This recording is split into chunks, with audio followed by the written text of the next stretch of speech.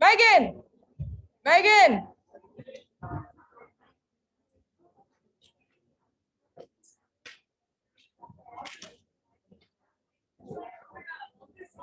I need you to admit people as they keep coming in. Okay. Wait, Hi, besties. Margie. Oh my god, wait, this is stressful. Hi, everyone.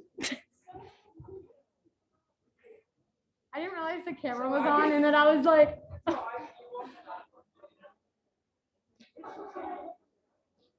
I'll keep everyone busy. How was everyone's day? Oh no. You're like, I'm kind of cute. I asked everyone how their day is, and no one answered. My day is amazing, Megan. Thank you, Courtney. Courtney's having an amazing day. Oh, peachy. That's good. That's fun. Is everyone so excited for this event? I'm excited. Oh.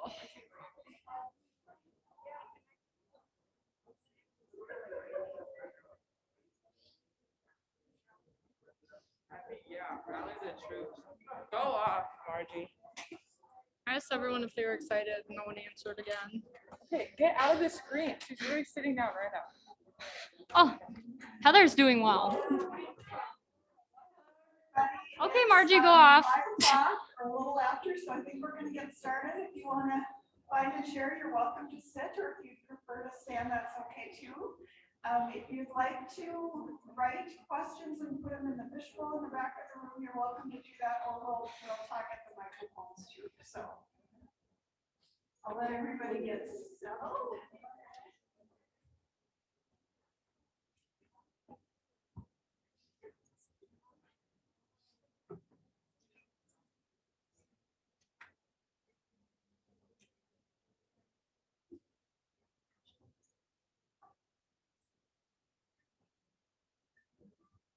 Thank you so much for coming today. We're scheduled for an hour, so I'm just going to make a few very brief comments. And then I'm going to introduce or have them self-introduce the members of the Crisis Committee who are here today, the Crisis Response Committee, and some other administrators that are present. And then I'll tell you briefly about some of the things the committee has accomplished. Watch this. I'm going to go grab my phone quick. Spend most of our time on question and answers. So I'll open our session today by reading the NDSU Land Acknowledgement Statement. We collectively acknowledge that we gather at NDSU, a land-grant institution, on the traditional lands of the Osheti, Chickawan, Dakota, Lakota, Nakota, and Anishinaabe peoples, in addition to many diverse indigenous peoples still connected to the lands. We honor with gratitude Mother Earth and the indigenous people who have walked with her throughout generations. We will continue to learn how to live in unity with Mother Earth and build strong, mutually beneficial, trusting relationships with indigenous peoples of our region. So here we are. Racism has been present in our nation throughout history and persists in present-day society. The violent and unnecessary killings of so many people breaks my heart. Many of us on campus identify pretty closely with the metro area of St. Paul and Minneapolis. So the deaths of George Floyd and Dante Wright and several others weigh heavy on our minds. As a family scientist and as a parent, I imagine that the depths of despair that the family, friends, and community members of each person who has been killed because of racial injustice are profound, but I can't pretend to know what it's like. It also breaks my heart that we have students, faculty, and staff who don't feel welcome or safe on our campus because of racism or other issues. We have to change this. We have to be respectful, and we have to help each other learn and grow. I do see signs of hope. At the protests in support of the AAPI community, I heard people talk about the importance of unity on our campus and working together to promote genuine inclusivity and respect at NDSU. I also heard people talk about their concerns about the future and who will continue the work after they graduate. Who will keep the pressure on administration to advance these efforts? And those of you who are graduating should feel really good about what you've accomplished this year. I promise you that I will continue this work, and I know that many, many other people on campus are committed to changing the climate at NDSU. This includes faculty, staff, students, and alumni. But I also hope that students will keep the pressure on and continue to hold us accountable. Universities are institutions of power and privilege, but it's time that we use that power and privilege for the greater good and social justice. Dismantling decades of structural racism will take commitment, but the time is now, no excuses. The best thing we can do right now is to listen and work with our students to figure out our path forward with a commitment to diversity, inclusion, and respect. We must show up and shift the power to make NDSU a welcoming, inclusive, and responsive organization. It's the right thing to do. You have every right to be angry. And we have the responsibility to show up and build trust and do the work and forge a path forward. Yeah, thanks for coming today. Before we start with questions, I'd just like the members of the NDSU Crisis Response Team to introduce themselves and other administrators who are here today, and we're going to do self-introduction, so maybe just stand up and shout out. We'll start with you, Ryan. You're on the end. Yeah.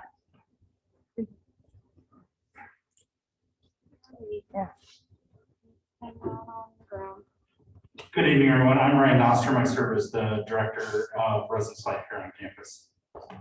Hello, Laura Oster-Alland, Vice Provost for Student Affairs and Enrollment Management. Hello, I'm Casey Peterson. I'm the Dean of Students here on campus. Hi, I'm Maggie Lateral. I work in Performing Arts and I serve as the Staff Senate President. Hi, my name is Gary Ann Platt. I teach in the Department of Communication, but probably my main claim to fame is being Allie's advisor. Yes. Hello, everyone. My name is Matthew Friedman. I'm the former student body president. Hello, everyone. My name is Phil Hunt, better known as your friendly neighborhood registrar. I'm sure some of you see me around campus, but happy to be here this evening. Is there anyone else who would like to introduce themselves? Any faculty members? Any? Oh, yeah. Bonjour, mesdames et messieurs, my name is Jacqueline Davis Millette. I told you I come from Turtle Mountains, and I am the Office of Multicultural Programs Director here at NDSU.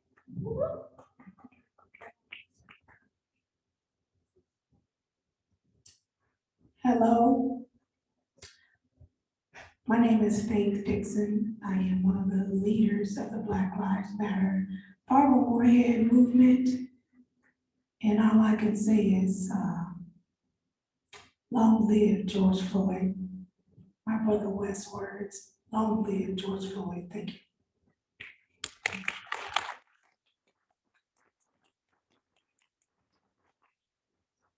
Anybody else? Why is this just like big thing?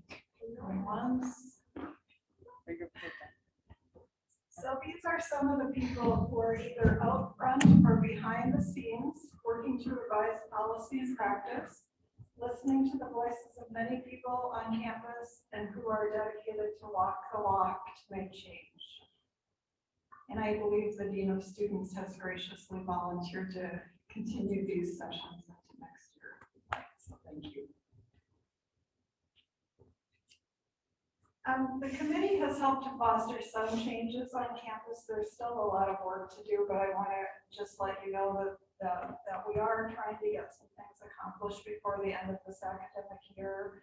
You've maybe noticed there are more frequent notifications to campus when something occurs that may make people feel unsafe. And we also have created a website to list all the bias incidents so that people can look at that or track what's going on. We'll launch that either later this week or next week, but it's pretty much ready to go, and it'll help increase transparency. We've revised the new university strategic plan to create and maintain an open and collegial environment to promote inclusivity, respect, and diversity as a cornerstone of education, research, and service and outreach. All units on campus will be held accountable to this plan. It's a 5-year plan. It's available on the Provost website, and there are staff who are dedicated to seeing that the features of the plan get implemented. We have mandatory anti-racism training rolling out for all incoming students starting in the fall. We have in process the review and revision of the student code of conduct to clearly articulate a stance on hate speech, better define protected and unprotected speech, and outline actions that can be taken. That's in process, and they will probably have it finished by early summer. There's a new diversity, equity, and inclusion commissioner position in student government. This commissioner will be paid a stipend like the other executive commissioners. That's already Thomas. Thank you for that service. And we'll have a student diversity council working with the DEI commissioner and the students as well.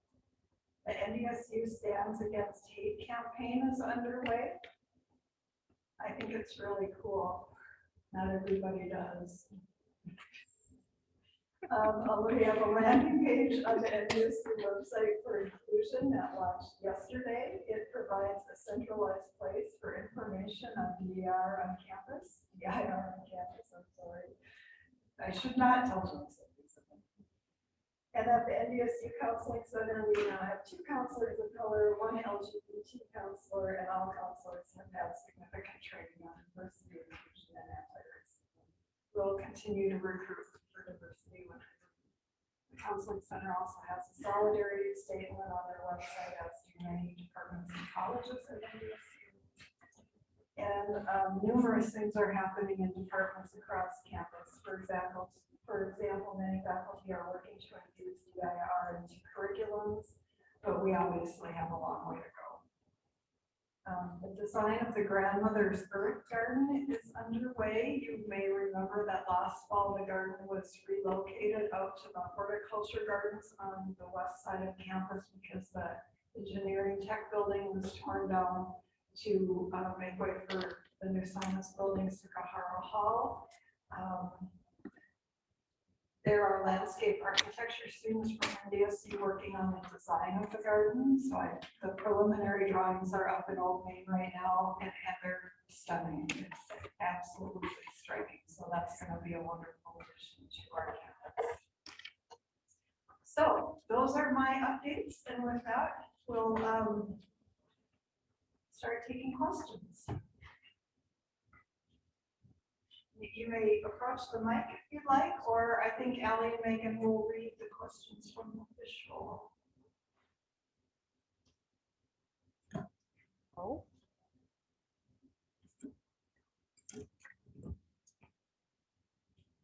I know you guys are already familiar with the whole situation with Senate Bill 2030. I'm just wondering what you guys have in mind if that does go through with the amendment as is. Are you familiar with Senate Bill 2030? That is a bill that was going through the Senate, and there were some surprise amendments that were made from the floor to penalize institutions who have relationships with Planned Parenthood. The perception of the person who suggested the amendment is that it is a pro-abortion relationship that a certain university in the state, which happens to be NDSU, has with Planned Parenthood. It's actually a grant that is designed to provide sexual education to prevent pregnancy, which consequently then would prevent or reduce abortions. But But anyway, there's a $2.8 million penalty associated with any university that does have a relationship with Planned Parenthood. The reality is that many campuses in the state of North Dakota have relationships with Planned Parenthood, have interns placed at Planned Parenthood, like if you're in a women and gender studies program or a counseling program or human development, family science. That's not an unusual request for a student to make work there. So just giving you some background, NDSU believes that being asked to give up our relationship with Planned Parenthood is an assault on academic freedom, which is a fundamental right of universities. Faculty researchers need to be able to conduct work in areas where they feel that work needs to be done, and that ability to push the envelope and do the research or develop the curriculums that will really make a difference is important to the work that we do. So if we have to take the penalty, we'll have to take the penalty. It's also, anyone who signs off on the grant could be charged with a misdemeanor. I think it's a Class B misdemeanor. Yeah, it is. I don't know the misdemeanors. And the thought is that it would be the president signing off on that. The reality is staff people who are doing that. And I don't think we will ask our staff to make those decisions on those signatures, but so does that answer your question, or? It sort of does. I'm just wondering if you guys are gonna be like directly appealing like the governor to like veto the bill, or if you guys are just gonna like accept the consequences. There are a lot of efforts going on to try to get the coordinating committee to vote it down. They met this afternoon. I don't know if they made a decision yet or not. That was when the House and Senate came together to try to get on the same page with the legislation.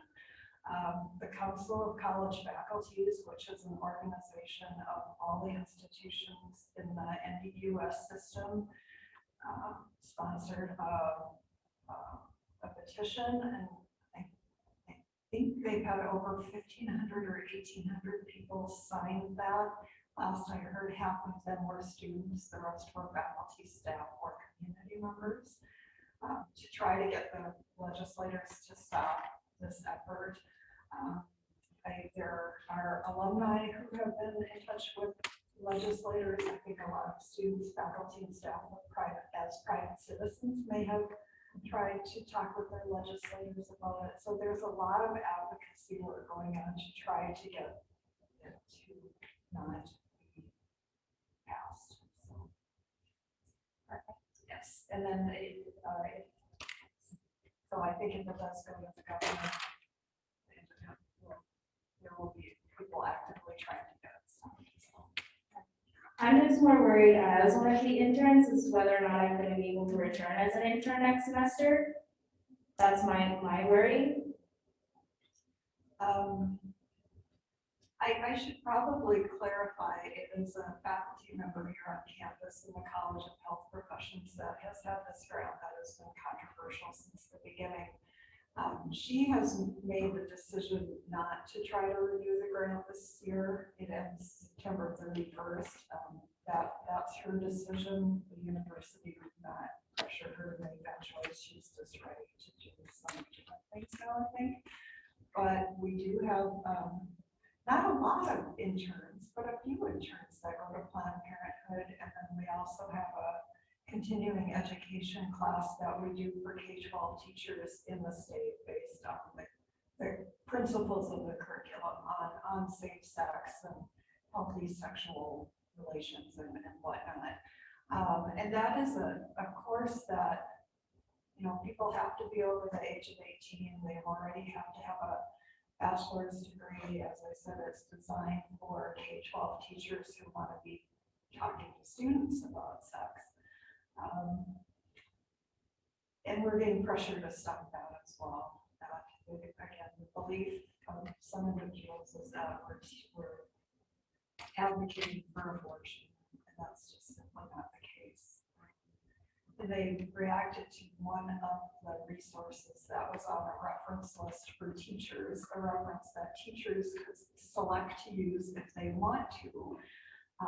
That has some anatomically correct diagrams, and it's children's literature. It's a highly acclaimed book, but they feel like that was pornography that was being shared. But again, it's not a required book. It's something a teacher can choose to use or not use, depending on their personal preference. And when people take that continuing ed class, if they get into the class and find it's really not for them or consistent with their values, they can drop it and get a full refund. Thank you for answering my question. I just want to take a quick moment to mention that the petition is available online if you haven't already signed it. So yeah. Is there anyone else that wants to ask a question right now?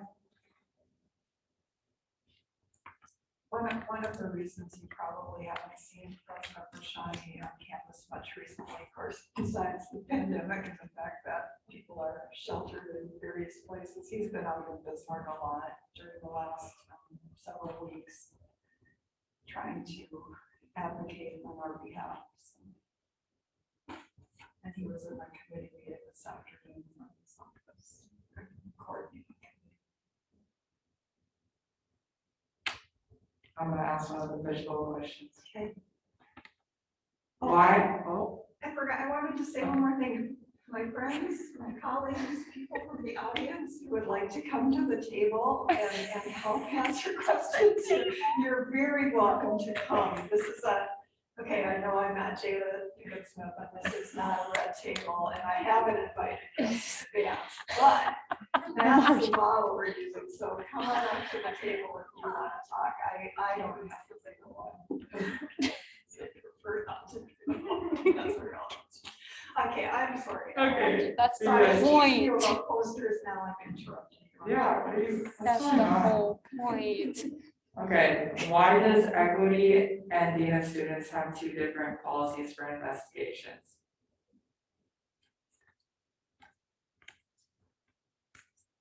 Would my friend Casey like to?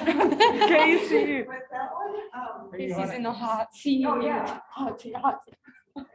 Hot seat, hot All right, I'll do my best to answer this.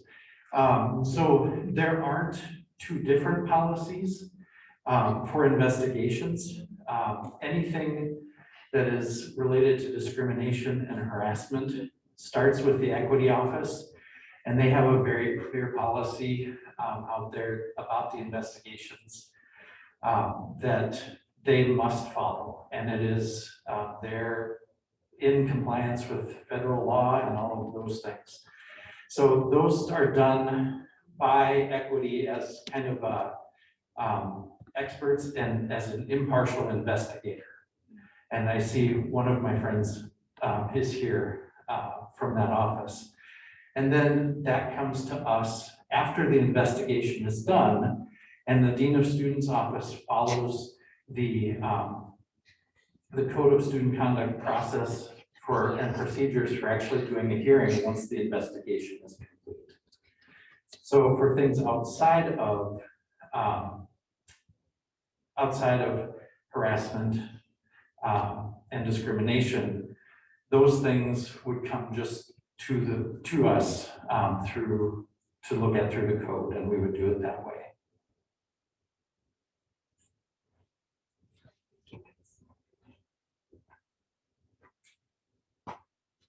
I'm gonna ask you again if anyone has a question. If you do, just raise your hand. I'll just walk up. I have a whole pack full. Oh, yeah.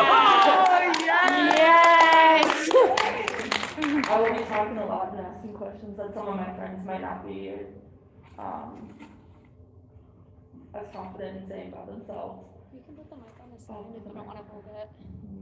We're gonna be up here for a while. Will you put it down? Yeah. I was gonna say that, but I didn't want to. In light of the countless racial injustices, not just on NDSU's campus, but also around the country, how will NDSU try to educate their students or like inside the classrooms? Yeah, we have a lot of faculty who are just passionate about what they're seeing and wanting to change the way we educate our students and make people more aware and help people understand and know how to take action. I mean, there's just a lot of things that we're doing. And so you'll see pockets of faculty all across campus that are looking at their own courses and see curriculum wise. Our vice provost for faculty and affairs and equity has done trainings for a number of years now for faculty on how to incorporate principles of equity, diversity, and inclusion into class syllabi and class assignments and readings and whatnot. The faculty senate has revived a diversity, equity, and inclusion committee of faculty senate to help with these initiatives on campus. There's just some great courses offered in different units on campus already, and some departments are looking at them. Like there's a cultural diversity minor that's moving through the approval process. So there are things going on campus, and I would say our faculty are really committed to trying to say it like bring this work across the whole of campus in many different ways. It's definitely a good thing that faculty are putting in that effort to do it, but why isn't there a required class specifically for being educated on racial stuff on, sorry. You're doing good. Racial stuff going on in just everywhere right now. How come that's only a class, but a diversity class requirement can easily be fulfilled by taking a music class? Like if we're talking about diversity, we should be talking about the people's skin color, we should be talking about religious diversity, we should be talking about literally anything and not just music. We should be, sorry. I'll reel it in and actually say my question. Why isn't there a required class teaching us about racial injustice around the world and especially in America?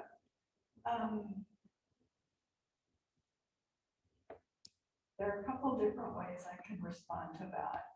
First of all, in our general education curriculum, we do require a cultural diversity, 3-credit cultural diversity experience that can come from a list of approved courses that are in a lot of different areas, music or sciences, the arts, just a lot of different places. We also have a global perspectives class with the same 3-credit requirement.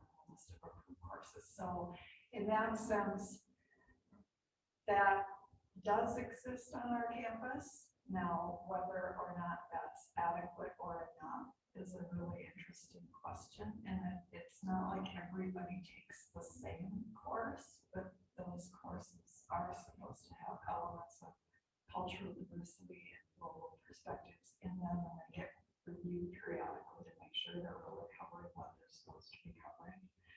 But I think being able to go back to the faculty and say our students want more is an okay thing for a provost to do. I was thinking more so not just as a part of our diversity requirement elective. I'm talking about one specific class that everybody is required to take on Freshman orientation or something? not freshman orientation, because I don't think that would be enough. Yeah. I think it would have to be like a semester long class. It's something that we should be required to take, talking about the injustices and the stuff that people go through that just based on how they look or who they are as a person, and not being able to fulfill a diversity requirement by taking a music class. But yeah.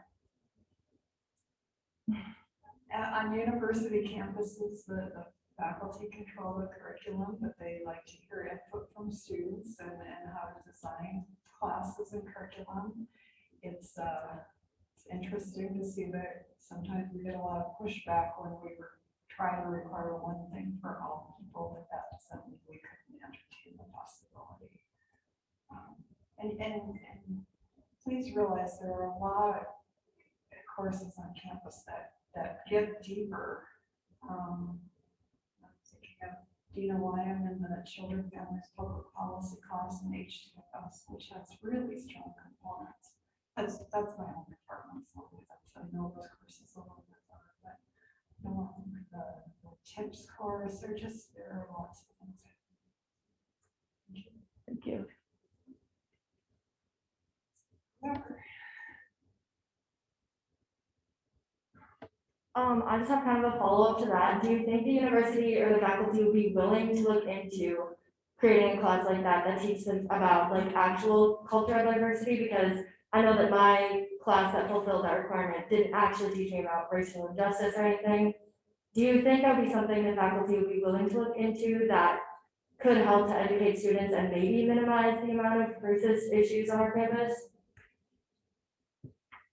Do any of my faculty friends want to come up and answer? And try not to make eye contact directly, but if you'd like to say something, you're welcome to. Just whether it would be something that the school, the faculty, whatever, would be willing to look into to have a class that really covered issues of racial injustice, because the classes that we're taking right now for diversity really aren't teaching us about that, and that could help to minimize the amount of racism we've seen on campus if all people were required to take one class to cover that.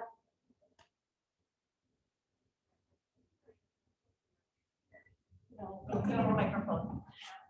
Wait, Holly. You could sure come up to the table, Holly. I don't even introduce myself in these forums. So first of all, what you're saying is something that we're all talking about. And typically I wouldn't grab a mic and answer if it weren't for the fact that Margaret's not really a part of a lot of those conversations because they're happening at the department level and at the program level. So a few things that we have been talking about is not only having something that's campus-wide, but thinking about how we can develop specific courses that fit gen ed, where everybody has the opportunity to go deeper into the areas they want to go into, but having something that also creates a survey that really helps people kind of reflect and confront the issues that are going on campus. So it's not a great answer for what you're saying, but she mentioned the tips class, we're redoing that completely. I know in our program area, Dr. Shannon, in educational leadership, are we doing everything that we're thinking and really pushing? And I think we have a number of people in all of our areas who are pushing much harder than has ever been done before. But the difference now is we have the administration who is supporting us to make these changes in our classes. So it will not happen for fall. It just takes longer. But another idea that we've been talking about more recently, and I just kind of pitched it to Casey earlier, we've been trying to figure out how can we do dream courses. Right, so students from undergraduate and graduate have an opportunity to get with multiple faculty in these really deep dive areas that matter to them. And so if you want to follow up with me, Allie has my contact information. We can definitely connect and you can be a part of helping us build the dream course model that we're looking at doing. Okay, thank you. Thank you. I think it's important that in order for these conversations to be productive, people have to have perspective. The perspective is that we live in a predominantly white state where a predominantly portion of this state believes that racism does not exist. It's something that we come up with in our minds. And so if y'all think that NDSU is gonna mandate a course that's gonna have a lot of these rich white folks sending their kids into a class to learn about something that they don't believe exists, I think that's something that's very difficult to believe. So y'all might get some runaround answers, y'all might get some long answers, an answer that y'all believe hit the mark but doesn't even get close to the bullseye. But there is no way they're gonna mandate a campus-wide course that says like white people have to learn about the suffering of Black people, because we can't even get that with like slavery and all the other trauma that we've dealt with over 400 years. So I don't want y'all to sit up here and like, I'm not, it sucks that you like are sitting up there and like swimming in water by yourself. And though you have like so many people that's part of this faculty, not a single one of them will actually get up there and sit next to you and help out. But I've had an issue with this conversation from the beginning. You started the conversation talking. The conversation should have started with you listening. Everyone in this room that has concerns should have been able to speak first, and then at the end, you could provide highlights as far as what the school is doing, because it just comes off as, you know, this is what we're doing and you guys trying to show stuff. But the truth is, no matter what you set up there, I guarantee you what people feel in this room is that those things are not having an impact on the daily lives of people of color and the people that actually care about them on campus.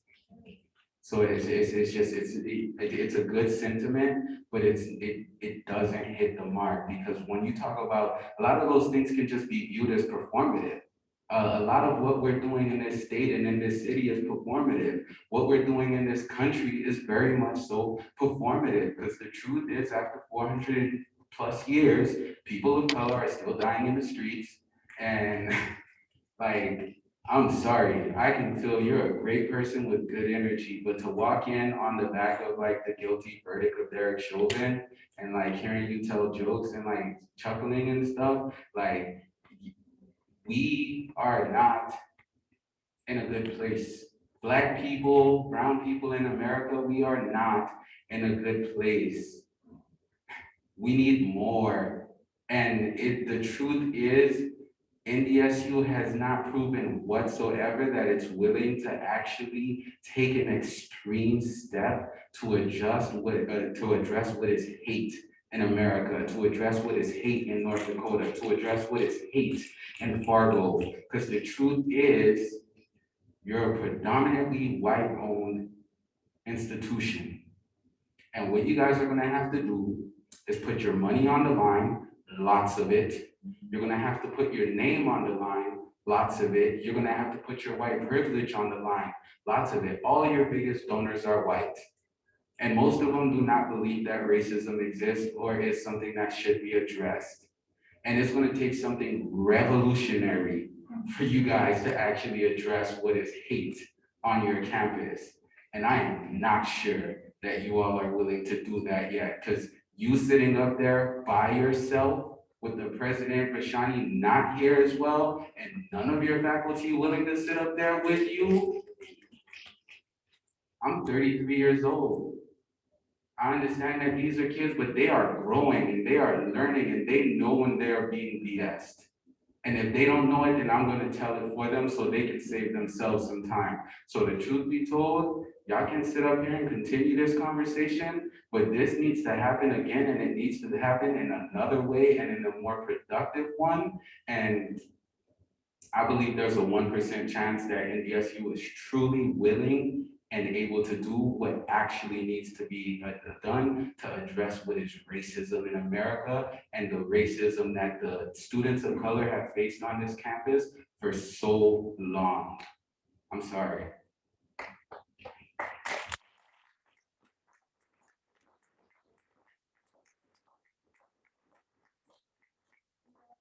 Apologize, it's okay.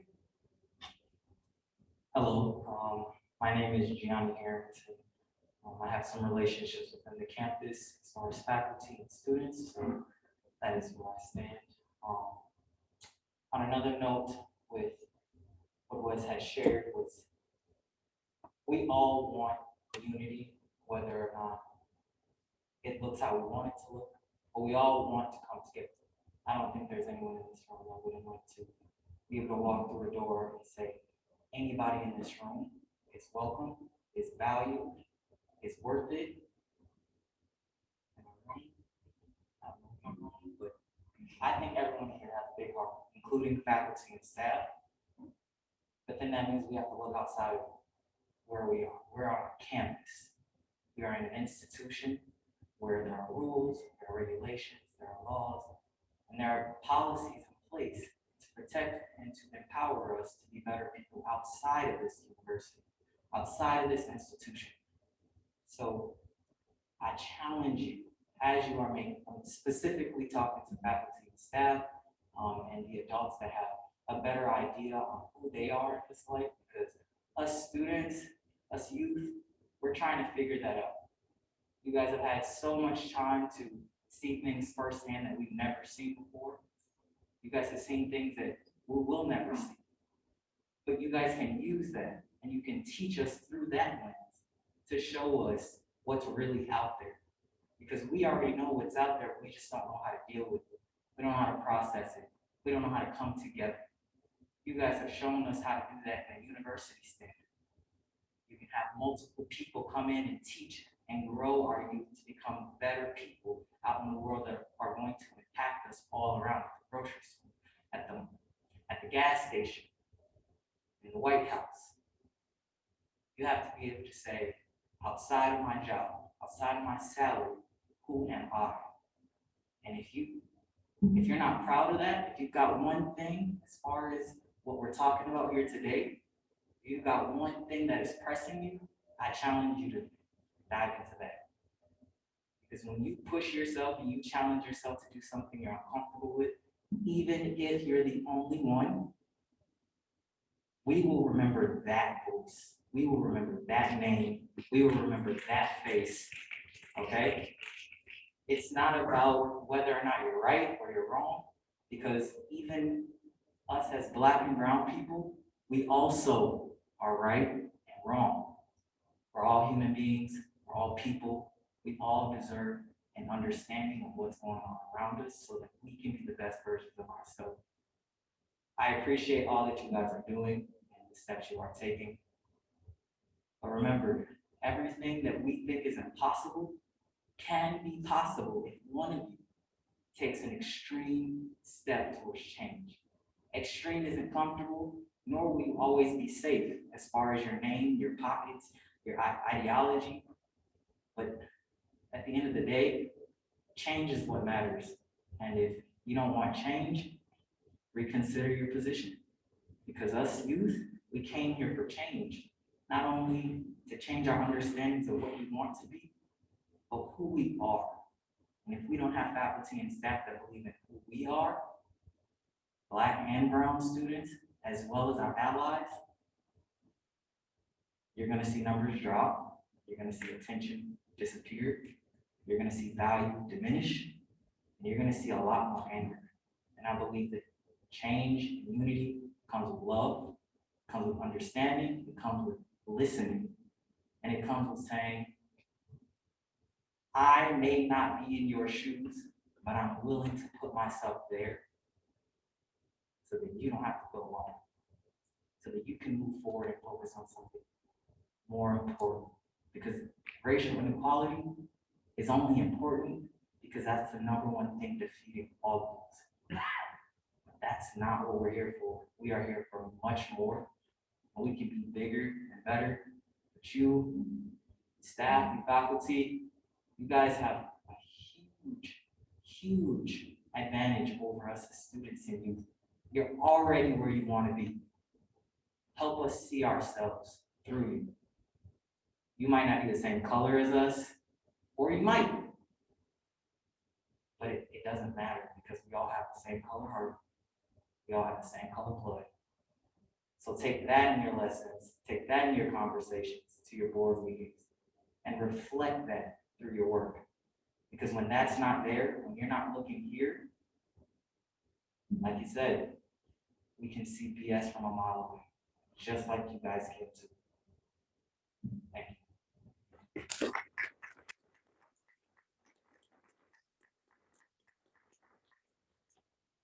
Hi, my name is Lexi. I'm actually a student at NDSU.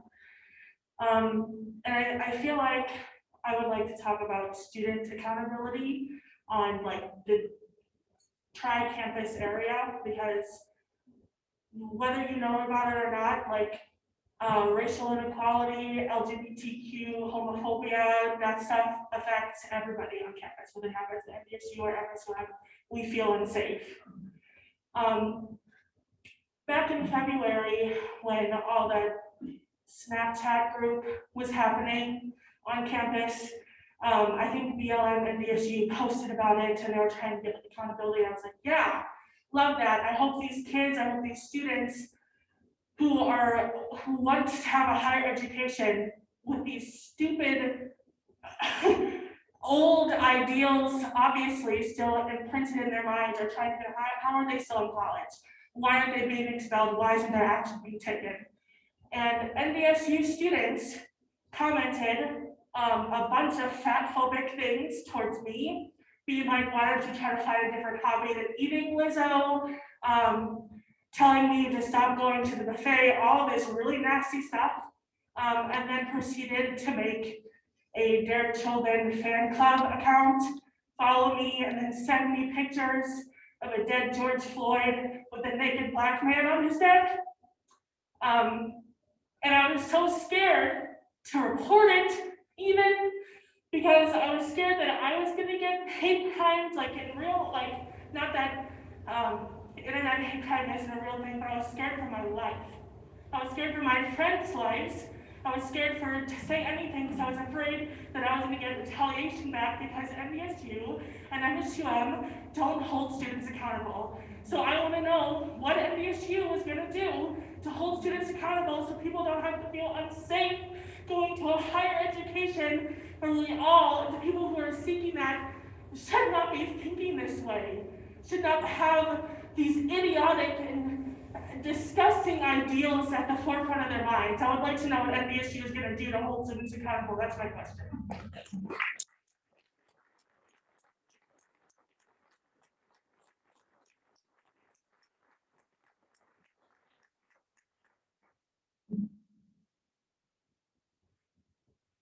Uju, my name is Tracy, and I'm reading this for my friend. My new friend is having a very bad PTSD attack and can't speak at the moment, but he asked me to speak on his behalf. He has been harassed and assaulted so bad he has dropped out of school and has been traumatized.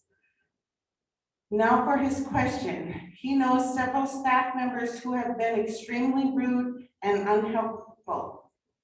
He would like to know how often does staff, not just professors, go through diversity and abuse training.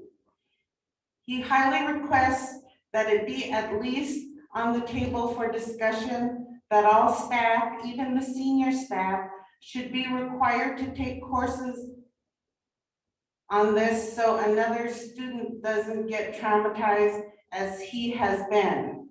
How often does staff go through diversity and abuse training? Which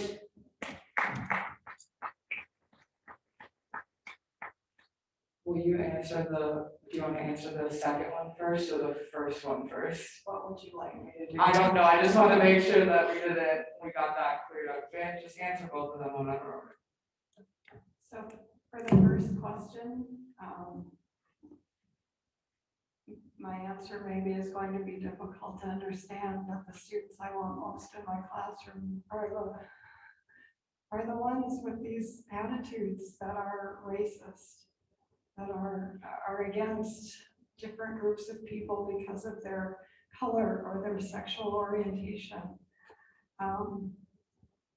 Yeah, it's hard. It's really difficult to see those stickers on campus and to hear the comments that some people say.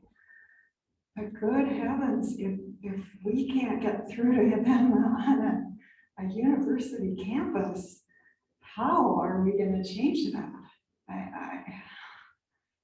Again, call me optimistic, but I happen to believe education enlightens people. So, faculty and staff have annual requirements for different kinds of trainings. And then we have optional levels that people can do if they're interested.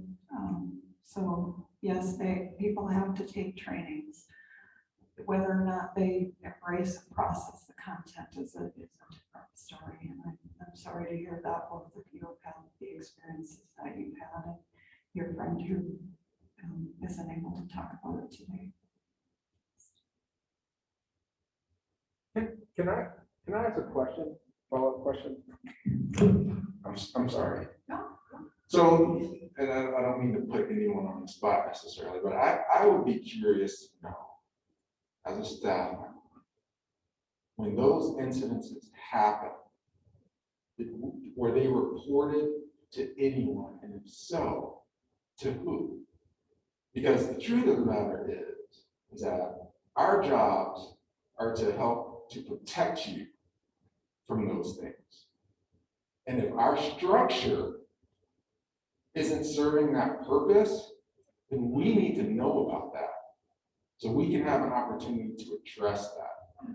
So not that I want to put anybody on the spot now, but I would hope that at some point, maybe you would share with us privately, whoever, anyone here, or even myself, someone you trust, or you feel like you can trust, to talk about that, right? Because we want to get this right.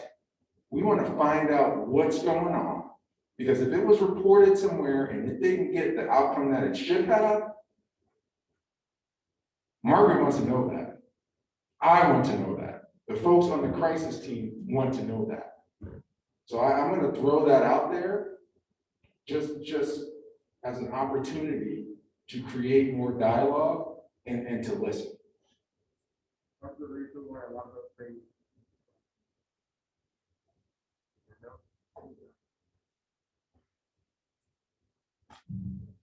Part of the reason why a lot of those things don't get reported in the first place is because of the fear of repercussions. A lot of the time, those things don't get told to you guys, because if they do, we know that we're going to face all manner of, quite frankly, BS at the hands of those who are saying those things in the first place. We know that if we come to you and we tell you our problems and what's really going on behind closed doors, that some of those people who are putting those Patriot Front stickers around campus, or people who are yelling obscenities and racial slurs or sexual orientation slurs, things of that nature, we know that they're not just going to be saying it verbally anymore. They might say it physically. And it is for our own safety that we don't report half the things that even happen to us. It's only when we legitimately fear repercussions and things of that nature that we even consider coming to tell you guys what's actually going on, because we can't take it anymore. And we have full-blown panic attacks, PTSD episodes, severe depressional episodes, things of that nature, due to some of the things that are said to us by our fellow classmates. I know a couple of people who had to drop out of NDSU because of some of the hateful, bigoted, and downright slanderous things that have been said to them. I don't go to this school for that very reason. I went to MSUM. Granted, I no longer attend MSUM for partially the same reasons, but it was the sheer amount of hate that causes a lot of people to drop out, or God forbid, do something drastic, because they just can't take it anymore. And we want to trust you guys, all faculty in this room, we want to trust you. But the fact of the matter is, we don't know what's going to happen if we do come forward and say half the things that happen. That's why I'm standing up here telling you guys about it, because I don't go here, and there's nobody who's actively threatening me for saying some of the things that happened to me or some of my friends. So I wanted to give you guys just a snippet of an idea as to some of the things that happen. Because for some of my friends in predominantly white classrooms, they get called racial slurs all the time by their fellow classmates. For some of my friends of different sexual orientations or gender identities, they get called slurs, and they get like their hair pulled, or for my friends of color that are Muslim or Arabic or things of that nature, they get their head wraps pulled off. They get just insanely hurtful and bigoted things said to them. And it takes a toll. It's why so many of us, people of color, drop out of higher education. because we don't feel like it's a truly welcoming environment such as it is advertised. And we want higher education. We want to be able to take our degrees and go out into the real world and change the world. But it becomes more and more hard for us to do those things when our Caucasian fellow students, our Caucasian faculty, whoever, constantly come at us and tell us, oh no, you can't do that. You can't be a doctor, you can't be a lawyer, you're insert racial epitaph here. Insert homophobic epitaph there. Insert complete garbage BS reasons there. And it's very disheartening to know that for the most part, if we don't rise above this and we let them get the better of us, then we're never going to be able to do some of those things that we want to do. We're never going to be able to go out into the real world and change the world for the better like we want to do. And I just And we really want that for you too.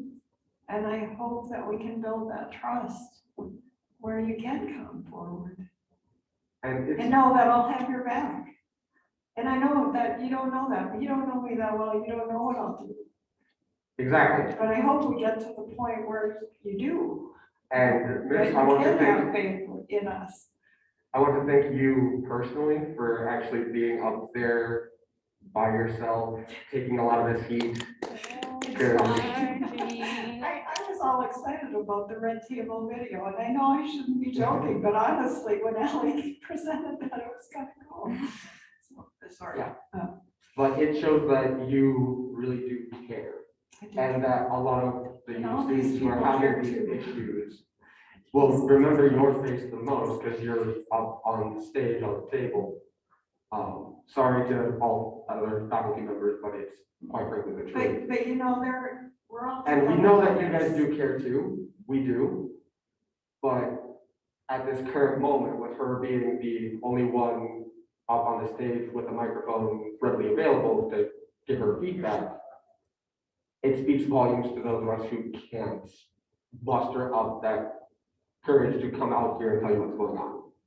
But I can guarantee you that by the end of this forum, almost every single one of you are likely going to have an email or a text message or whatever from some student who feels like they now can tell you something.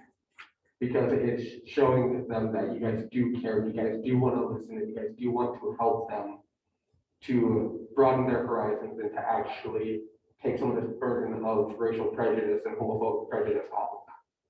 And I want to thank each and every one of you.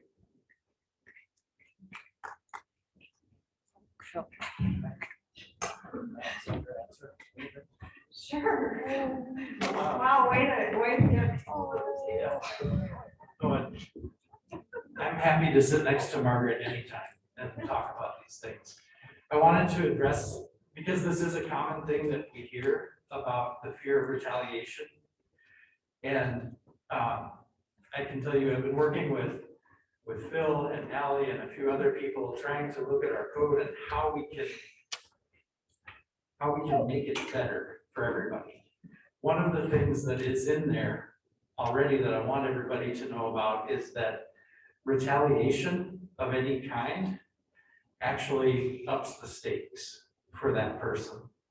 And so it actually makes it easier for me to get rid of them. I'll put it that way. I can't protect somebody completely from retaliation.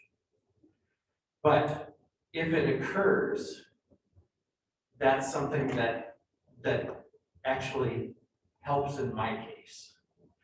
And when we do have reports and we do talk about retaliation with people when we're presenting what they've been accused of. So we are, it is there are some protections there. And we know we can't control what every student does, but we will take those things and deal with them as they come. We also, and this piece has been in the code for years. If something is bias related, we can change the outcomes. We can change the severity of the penalties that are imposed in that way.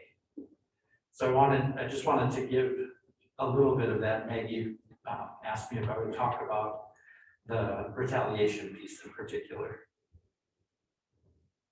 Yeah, another question. Thank you. Hi, please ignore some vocal things or tics that I'm doing.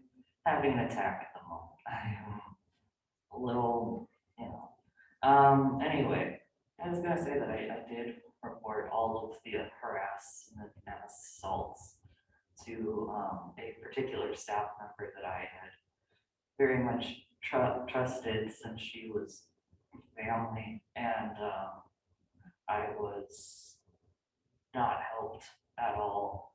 I would like to read one of the things that she had sent me because it was something that I feel like staff should be aware of, that even people that we've known our whole lives do need some of these things addressed. Quote unquote, your response spoke volumes to me. Actions in my book speak louder than words. Your actions showed me you were not interested in fixing things, but wanting to remain stuck and have others feel sorry for you in your situation. You are the one that has to work the hardest to get better, and you take no personal responsibility. I am taking some of that after several harassing texts from my aunt who works on campus. I'm sorry, it's very difficult for me to be here. But I do want to make it known that there are definitely staff members that could use additional training, and that it was in fact reported.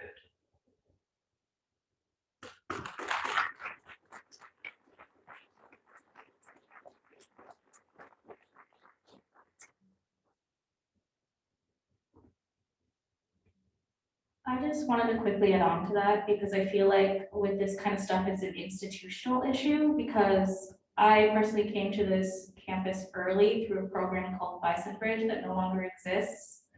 And I met around 15, 20 students of color through that program. And I believe I could count on one hand the ones that are still going to this institution at this point. Majority of them dropped out within the first semester or year.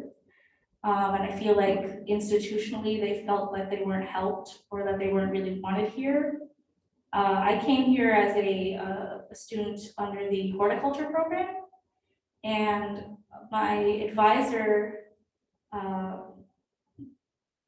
put me, he put me into a different advisor's book, I guess, without telling me beforehand. And by the time I figured it out, I arranged a meeting with this advisor. I was told that this advisor only advises graduate students within a specific field of horticulture regarding potatoes, which is not what I wanted to be doing. And this led me to be put on academic probation due to them giving me bad advice about my classes and coursework, and just generally feeling like I wasn't wanted in that field. I felt I should have had some type of care, being one of probably a few women of color in that major. But it was made very clear to me by my professors and students around me and my advisors at that time that I didn't matter, that I wasn't necessarily wanted or cared about in that position. So I'm fortunate enough to have found people in women and gender studies that cared about me and that wanted me here. And that's the only reason why I'm still here at this institution, because I feel I have been constantly disappointed by staff and students in how I'm being treated and how my friends are being treated. It's made very clear without explicitly being said that we don't we don't matter, that they don't really care about having us here, when if anything, they should be advocating to have more diversity and more people in their majors other than cisgender white men. And that's all I really have to say about that.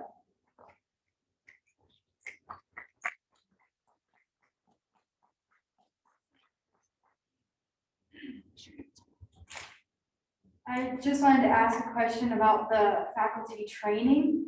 Like, how long is it? What is actually, like, what are they teaching them? And is there any like accountability or some place that we can report, like, this is what happened and this is what should have happened, and like, it's racist and sexist things that are happening with faculty.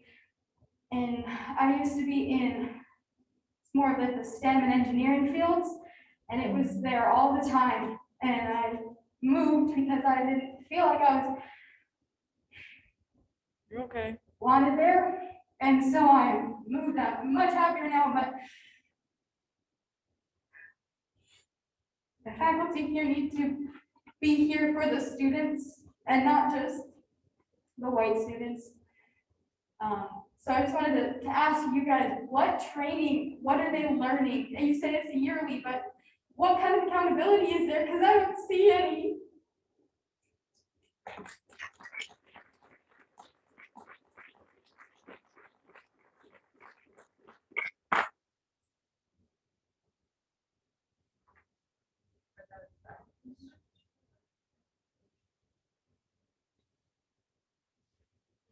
I think that's a really good question that you're asking, and part of the reason that I think it's a good question is that it's not always apparent who you should or can go to when you have a problem, and it's scary when you're in a class where someone's grading you, because you feel like, what are you going to do? Is it going to result in a bad grade? So I want to say thank you for that and asking it. Typically, when I'm working with students, so I'm the associate dean in my college, and part of my job there is to try to help students navigate these systems. So typically, the first place that I would recommend students go if they can't speak to the faculty member, and I understand why that would be the case, is to go to the department chair or head, because that is essentially that person's immediate supervisor. And the majority, like, I can speak to the folks who are in my college, arts, humanities, social sciences, others I work with across campus, they want to hear about that. And they don't, because they're not like in our classrooms as faculty, they rely on the report aspect that Phil was mentioning. But I also think that there's a lot of, this is what I'm picking up and what I'm learning from what's been said. I think that faculty could be doing a better job of proactively at the very beginning of a class, right, before they're reacting to a particular incident where someone feels like they can't report it because of fear of retribution, but saying proactively, these are the things that are okay and not okay in my class. And I want to be an ally to students who are experiencing things like this. So if maybe like I'm your professor in a communication class, but you're having a really scary experience in another, then I can be like that trusted adult, right? I've identified myself as someone who these issues can be brought to, and so then I can go and address it in a way that allows me to take advantage of that privilege, right? That was mentioned that faculty and staff have. So one big thing that I'm taking from the conversation is that importance of making those statements and not just like writing it in the syllabus, but saying it out loud, right? On the first day of class. So that would be my two-part answer to your question. One is that the chair, department head, and then the dean of the college are the people to whom faculty are accountable, and that faculty can be doing more to make themselves visible as allies.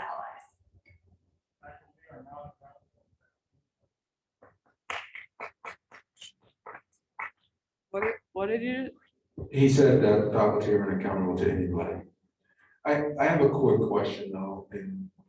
On our syllabus, our syllabi, do we require or have where students can report harassment and discrimination? Is that what we require on our syllabus?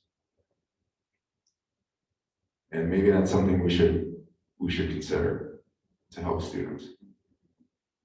Did you have a follow-up statement, comment? Did you want the mic?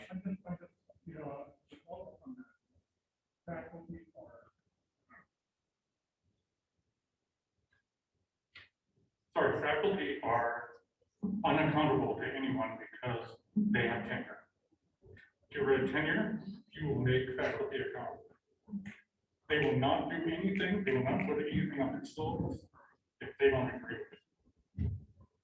Until you get rid of tenure, you can't control faculty. I'm sorry, I have to disagree with that. Faculty are evaluated on an annual basis by their department head and by their dean, and if there are issues, yes.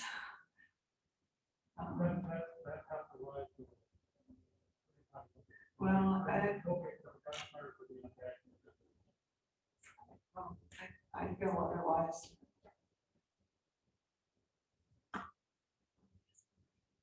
So despite, even if you put that discrimination part of the syllabus, a lot of professors just kind of say, you can read that when you want to. So that's not enough. And additionally, I'm just gonna put it out there. All of these students and people that have come today, they have asked questions for you to answer. And you have not truly answered the questions. You have answered the questions. You have answered around it. You have not been very transparent about your responses. And so that doesn't help students see that they can trust you and that they can come to you. So I just want to put that out there.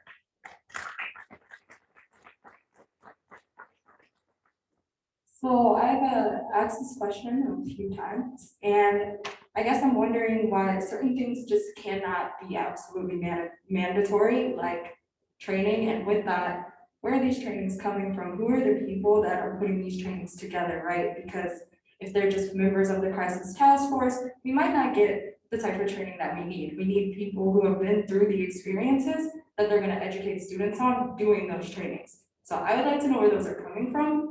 And I also would like to know why things aren't mandatory, especially for majors like nursing and criminal justice. These people are going to be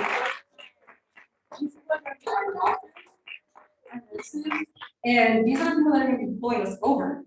So I would like to know why that's not at least a requirement for them and what's stopping that, because people who look like me have a 4-time higher chance of dying when we enter the hospital because of things like this.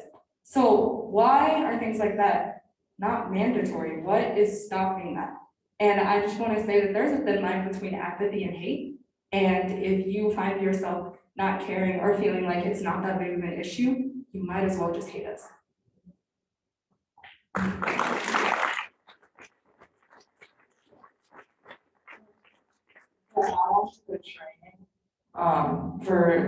Are you guys looking for student feedback, or are you requiring, I think student feedback should be something that you're looking for when you're doing trainings, so.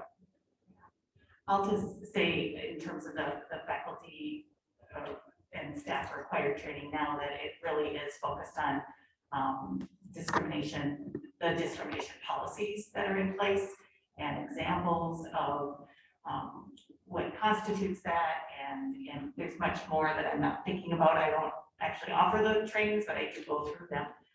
But I think your feedback about hearing from students and involving students in the creation of those trainings and possibly the delivery is a good suggestion. We will take that. Not without compensation though. Woo! Yeah. Okay, can we do visual questions now? Or okay. You have one more. Yeah. I don't need a mic. How long is the training and do they get homework? Yeah. Do they get assignments? Yeah. And do they have to pass? How long?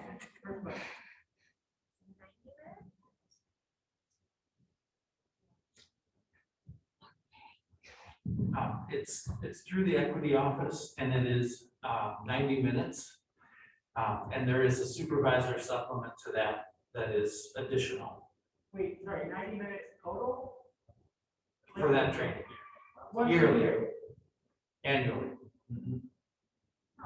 Not enough.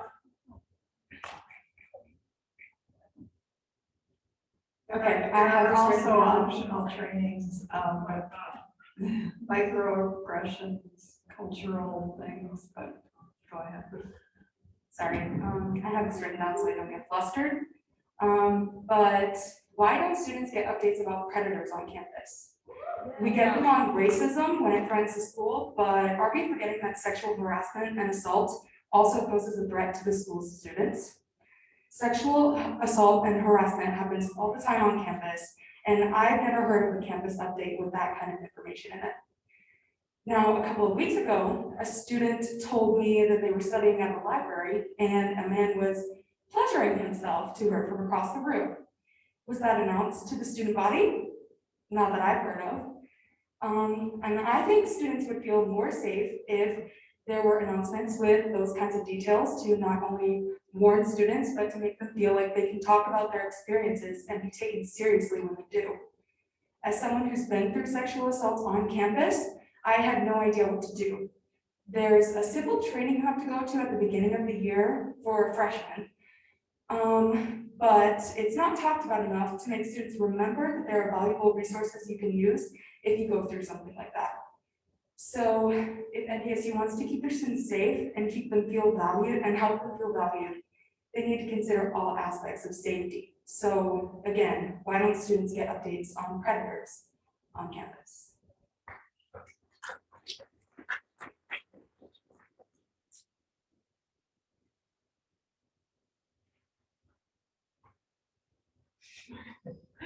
I'll take a stab at that. I don't know if that incident in particular was reported or not. I know that all reports are investigated. Whether or not we do notifications of those, in many cases we would. We would either be notifying if a crime was reported under the Clery Act, or one of the things the crisis response team has worked on this year is notifying the campus when there are incidents of hate and bias. But again, we have to know about them first, and I don't know if, I don't work in that office, so those things are obviously not widely shared until they're investigated. So I want to say if we had a known predator, that we would be doing some kind of notification. And that's not to discount whether that happened or not. I believe you, absolutely. I hope it was reported, and if it was reported, I have confidence that it is being addressed. And it was reported, but it unfortunately was not addressed.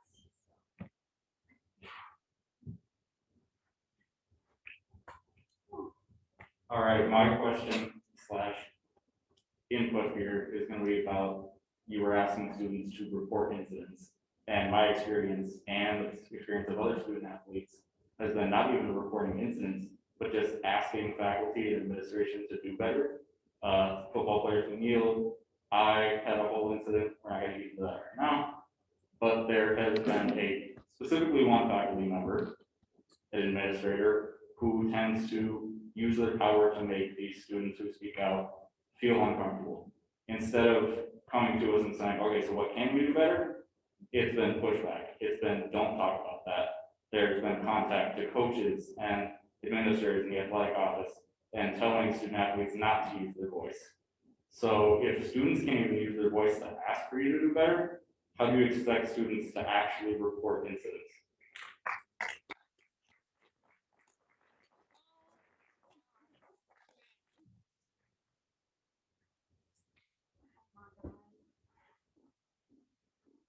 Wait, are we answering the questions in between? Do you guys want to answer that? I can wait for that. No? Okay. I don't know how to answer. I'm not aware of the situation, so it's hard for me to answer. You guys can chat. That's kind of where I'm at as well. I know there was a lot of support for our athletes who kneeled. I think that's a freedom of speech issue, and most of the people I know were absolutely fine with them behind it. Yeah.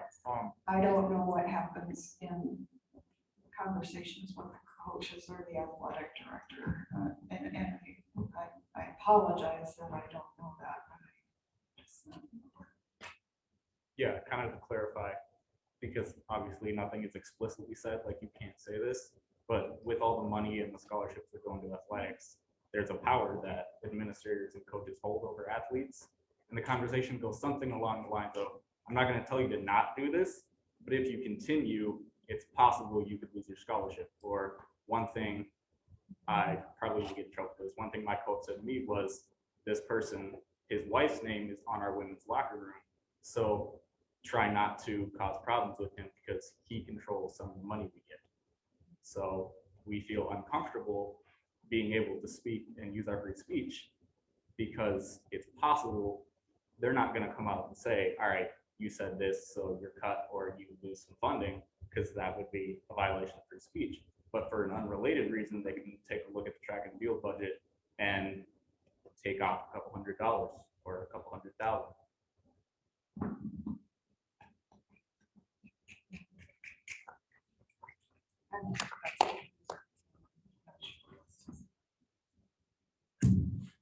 So I actually was a student here for a good number of 6 years, I think. A lot of issues on a personal level that don't really have anything to do with this. But I started school here in the fall of 2008. So, and a lot of the issues that we're still seeing today, or hearing about today, are issues that have been going on since before I started here at NDSU. So these aren't things that are new. These aren't things that are even isolated to NDSU. It's through all of academia. It's through all of the schools across the country. And things like sexual assaults not being properly investigated or handled, various incidences of racism and bigotry of any sort not being handled properly. These have been going on for decades at this point. And it seems to me that a lot of it is that we're hearing people on, like yourself, saying, trust us, we can help if it's recorded. But it's been recorded for decades and nothing has changed. And we can see that through the course of years of just absolute crap happening to students, where it causes people to have mental health issues and dropping out of classes and just spending money on an education that is, at this point, not worth it in order to have to deal with these things. And it's frustrating. It's time for change. It is. It is definitely time for change. And you're right, these have been systematic problems in our country, in the world for many, many years. That doesn't make it okay though. No, I absolutely think not. more than any time in my life, I think we are poised to start doing things differently. Unfortunately, it's taken mass killings to get us to open our eyes. I think one of the things that could help is, I don't know if it's still going on, but revamping the introduction to university studies class of, what is it, 189 is what it was when I went through it fall 2008. I think most colleges have eliminated 189. Yeah. Oh, I it's did not do it, very and I was popular. freshman last year. So that's good. Maybe bring something like that back, but with a different focus than classes 101. Because when I went, I'm glad it was eliminated because it was an absolute waste of time as a class. I'm glad it was eliminated, but maybe replacing it with a mandatory class with some sort of communication skills, interpersonal communication, diversity education, all combined into one class would be helpful, because it wasn't, yeah, it was basically kind of addressed on occasion, but it never really, like people have said, teachers, oh, you can read this on your own time, you can read the syllabus on your own. I've had teachers say, I'm not here to teach, I'm here to do research. And apparently people are still hearing that today, which is disgusting. But that's, I mean, I think our class is a good idea, but I think infusion across the entire curriculum and the entire campus is what's gonna make it. education only goes so far though. A lot of the issues that I've seen haven't been directly in classes or anything, or weren't, I should say. I no longer go through, I'm actually missing one class right now for my EMT training. But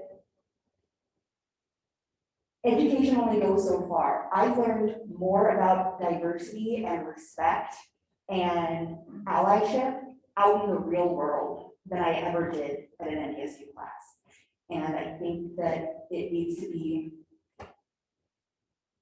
the teachers need more education than 90 minutes a year. They basically need an NDSU class in that kind of. Are going to change. Thank you for that comment. I think it kind of, I want to just piggyback on that a little bit because I think it's all of that. Like I wholeheartedly agree that education is a piece of addressing all of the isms in society, but it isn't the only thing. And we need to look at policy, we need to look at law, we need to look at all of the aspects that make up our environment because it's that big a problem. And so I just want you to know that I think many of us up here are committed to that kind of long-term, deep work that isn't going to be solved in this conversation. But this conversation is very powerful for us in hearing some of the ways in which we're falling short. But it's really a beginning. And we are committed to continuing conversations into the next school year and keeping, in this work. So I just wanted to say that I did agree with that comment and that it isn't just one thing. There's not a silver bullet, but it's lots of things that we need to commit to doing.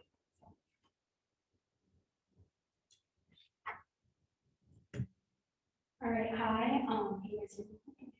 Okay, so we kind of touched on it a little bit. I know saying that learning can only take you so far, and I think you were the one that brought up saying that the ignorant people are the ones you want in your classroom because you want the opportunity to educate them and give them an opportunity to change. But in my experience, and I know that I'm still ignorant on many things that I cannot and will never experience, it has been my experience that the people who are willing to learn are not the hateful and ignorant ones. Oftentimes, I have found that people who are hateful and ignorant are that by choice. And I also know that there are some restrictions that you and administrators and faculty face, either through university or through state or governmental laws about how much you can say in terms of repercussions for students and faculty. But I know for me personally, when I see notifications about hateful things happening around campus and it's not followed up, it makes me feel even more unsafe because I see it happening now. And I guess my question is, do any of you know the concrete rules for what is reported and how it's followed up? So how it's followed up in terms of in the investigation process, or in terms of notification? I mean, I know as someone, as a student, I've gotten email notifications about different things happening on campus, as well as through social media, different events that have occurred that have been hateful. And then for NDSU to address it and acknowledge that it's happening to all students, they know that NDSU knows it's happening. But then for students to not hear any follow-up about what's done to the individual, it's made to seem that it is not important you can say that you take stand, but to not, and I'm just wondering, Yeah, what are I the think I get rules? your question, Okay. yeah. So like, why don't we ever then tell you the outcome of an investigation or what has come? And Yes. that is a really difficult spot that we're in. If the perpetrator or the, person accused is a student and something is addressed, whether or not they're found responsible or not, we cannot tell you the outcome of that, because that student outcome is protected under FERPA. So that is sometimes why we don't report, or most times why we wouldn't report. The other reason, maybe that we don't know the perpetrator, for instance, with the stickers. That is something that that is still unclear. Laura, Yeah. can you define FERPA? I don't, if they. Oh, I'm sorry, FERPA, yes, but it stands for Federal Education Rights and Privacy Act. And that is a federal law that Phil Hunt is actually probably an expert on, but I think it came into like being in the 70s, and it protects 74. It protects your student record. So your academic record, your conduct record, anything that we know about you is private and protected under that law. Okay, so follow up to that. Yeah. I guess what I'm wondering is if it's allowed under FERPA to say that an anonymous person or persons did this, then how is that not covered to say the anonymous persons found to have been guilty, have them received the repercussions of this?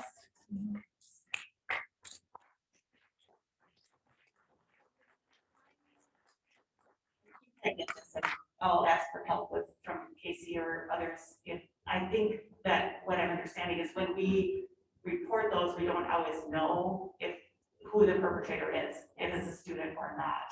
So we're reporting bias-related incidents so that students understand that something happened in our community. But at the time we're reporting that, we did not know who that perpetrator is. Is there more you can add? Well, I think I'm gonna see if I answer your question directly here. So I think that in that particular case, that I think that the institution did kind of miss the boat in being able to give a message just saying, this is being investigated, the investigation so far, we haven't been able to identify, just being able to provide a little bit of that. We're still figuring a lot of that out based on this new system and what we're trying to get accomplished. So there are mistakes and we're working to get better on that. Wait, so you didn't really answer the question. Okay, what? Tell us. You didn't answer, but so you're saying, you answered it, but then you took the mic and that didn't really make any sense. So is yours the final answer? We don't know who put the stickers up. No, that's not what I'm saying. Like, can you report it anonymously to the student body or to the campus as a whole, the way that she just explained?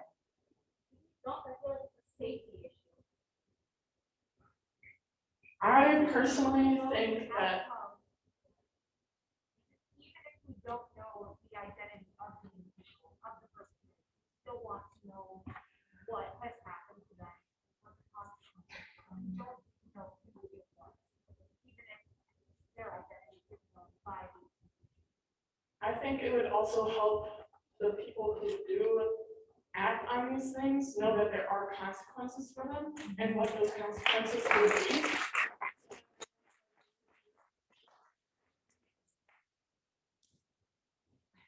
Yeah, I clarify. I'll do my best here. There may be times when we can report anonymously when the identity of that person isn't known.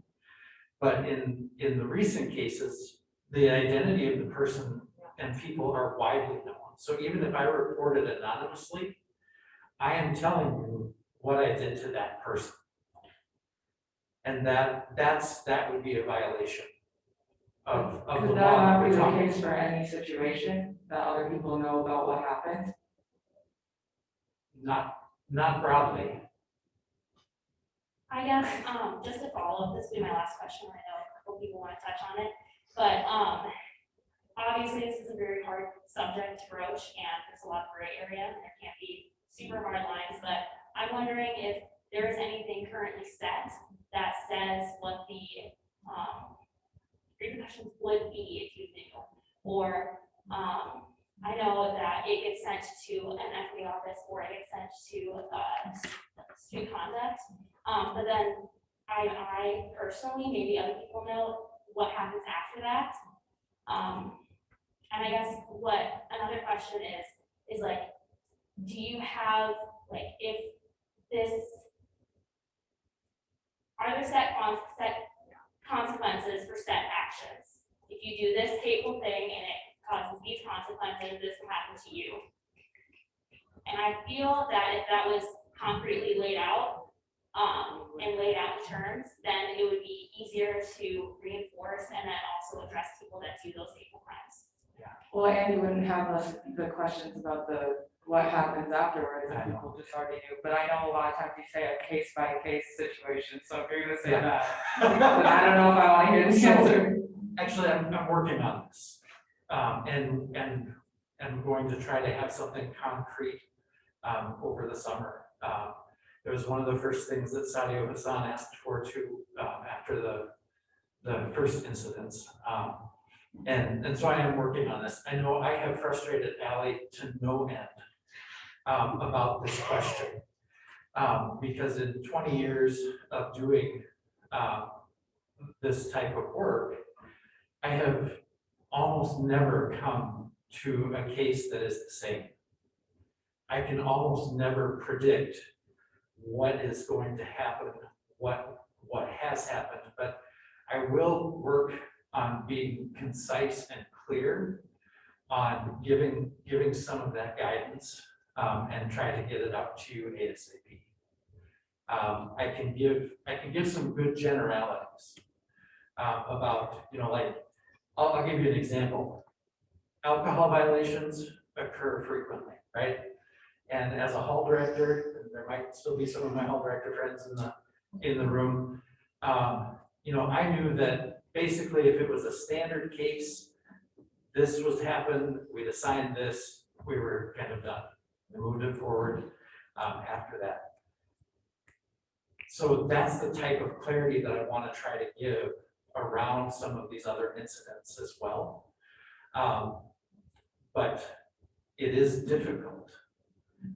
And it isn't black and white. It's very gray in most cases, but I am working on getting something better for you. So this question is coming from Zoom. I'm just gonna speak for those folks. It's about the newly elected student body president and the allegations against him. And people are just wondering, first off, why is there an environment where this kind of person can get this position? Why is there an environment where sexual assault is being reported and actions are being taken? And how can we prevent this in the future? And what's gonna happen now?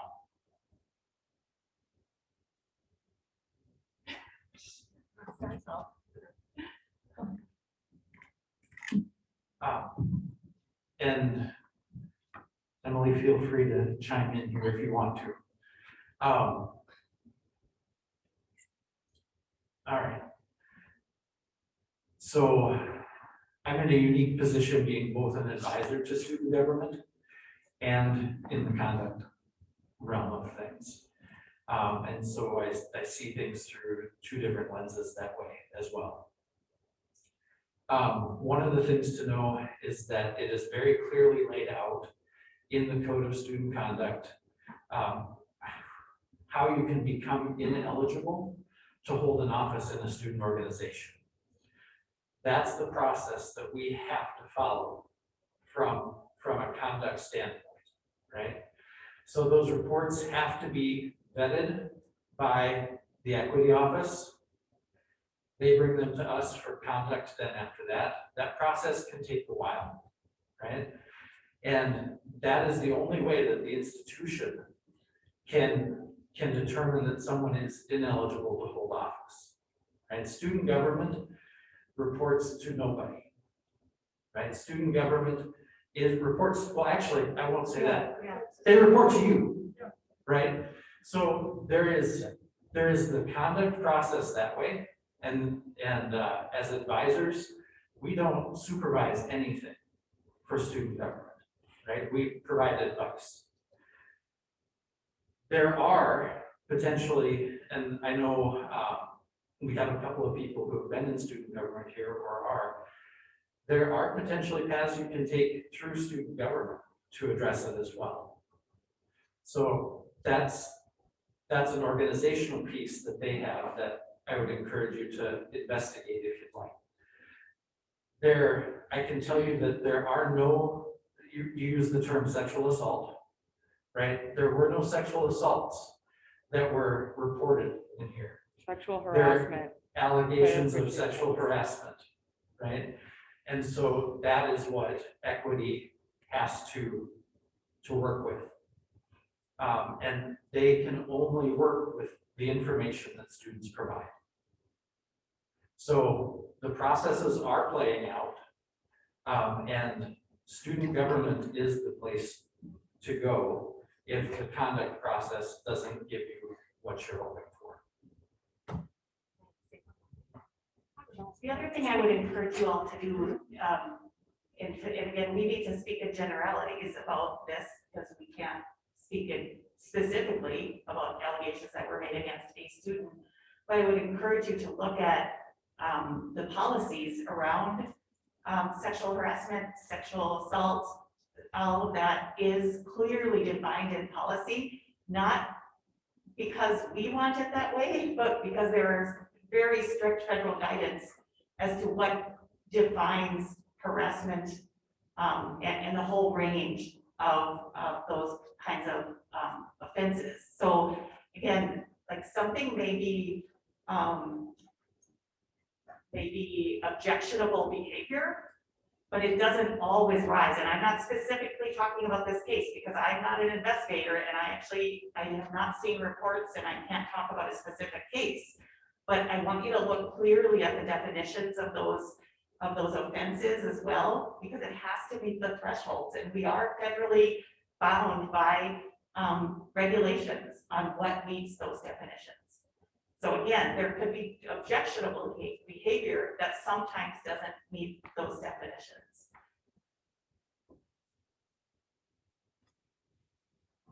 I have a comment/question sort of situation. There are a lot of people on the Zoom that are talking right now, and a lot of people that I've heard stories on about how long and extensive this reporting process is, and that can be extremely discouraging to victims to have to go through all of this paperwork and kind of, it is set up so that they have to prove that this actually happened, like they're on trial and seeing that they have to prove that this actually happened to them, and it was actually, like kind of what you said, qualifies as an actual offense, if you will. So I'm wondering, as a question part of that, is there any possible way we can minimize some of the steps that are taken, or even make it an easier, more personable way for people to be able to report things that happen to them, so that things such as what Quinn was talking about and what everyone in this room has been talking about, those things can be reported? Because I understand that you guys can't do much if nothing's reported, but then the way to fix that would be to fix the way of reporting. So how can we go about that?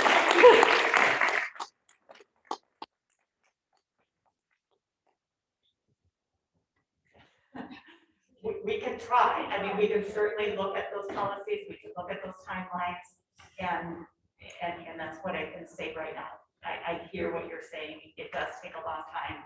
Both parties have rights in those processes because of the way the laws and the policies are written, but we absolutely can look at it. And I would love to work with you on it.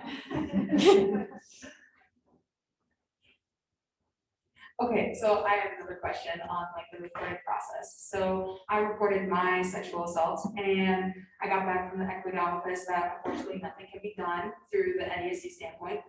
But there was no reason given.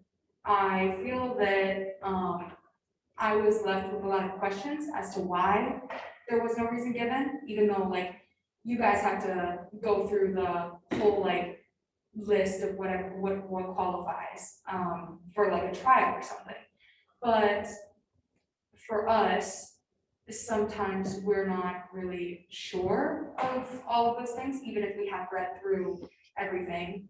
So for someone who has gone through the form, I also agree with what you said. It's not really personable, and it's not like you're gonna take pictures of the event happening when it's happening. So a lot of times there isn't proof, and it's just he said, she said, or a she said situation. And it's just really difficult and confusing for the students when they don't get a lot of clarification or answers as to why nothing's being done. We can take a look at the process and see if there are ways we can make it more responsible. I just feel like generally as an institution, there's this repeated issue, especially when each of us is coming up here and asking these questions, where when we're talking to individuals privately about these issues, or we're talking to President Rashani about something, or talking to you guys, there's always this kind of silence that comes first before you guys decide what you're going to say and who's going to speak. And it just feels like everyone feels like they're the wrong person to talk to. And then when you are going to the person who they feel is the right person, they feel the same way. So you feel stuck and you feel like you can't do anything about these problems. So that's why people don't come out and they don't report their professors. They don't report these other students that are doing these things to them, because they feel like nothing will happen. Because we keep coming to these events and we keep taking these steps and these actions, and we keep talking to each other about how uncomfortable and how we dislike the way things are. But we're not seeing any changes. We're not being taken to people who can do anything. Because I understand you guys are doing your jobs and you're trying to make things better, and I understand it's a process, but it's beyond frustrating as students to have to be going through this every year, every semester, seeing things go so slowly and still feel like there's no one for you to talk to say what's wrong. And when you do find someone who's listening, they feel powerless. I just think that's such a huge issue, because especially with President Rajani talks about, I only have so much power. I can only do so much. So who do I have to talk to?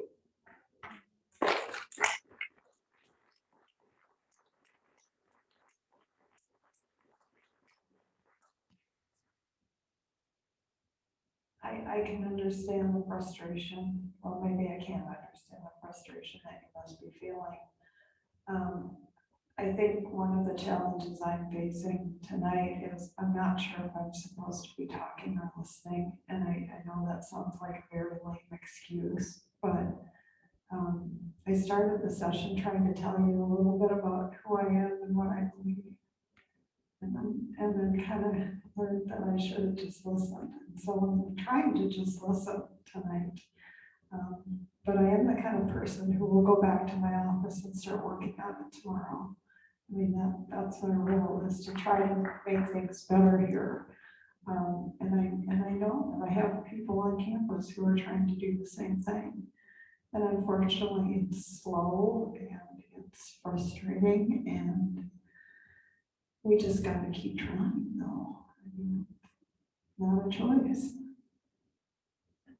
Again, I'm sorry if I sound like I'm making excuses, but it's a little challenging to navigate kind of what you need from me or what you need from us right now. I think that there are people who are very committed to trying to address the concerns that you're raising, trying to make a difference, who are going to keep plugging away at this stuff. So I thank you. I thank you for coming and talking with us and continuing to tell those stories and give us those messages. You know, it's looking. Yeah. Can I talk about shared governance? Yes. Hey, that's fine. Okay. Hi, I'm Maggie Lateral. I serve as staff senate president right now, and I want to talk about shared governance. I think the magical thing that I did not know until I served as a staff senator was that any NDSU community member, student, staff, faculty, administrator, can suggest changes and suggest new policies that go in the big book of NDSU policies. We have a group called Senate Coordinating Council, which is made up of staff, student, and faculty members from each of our respective governing bodies. And let's say you want to propose a policy that everyone has to wear cardigans, and that's going to be a new student uniform. And you can propose that policy, and that comes before all three of the bodies. And I'm thinking as staff senate president, that probably staff senate is gonna have some concerns about this. So we put that on our agenda for new business, and we can chat about it and debate about it.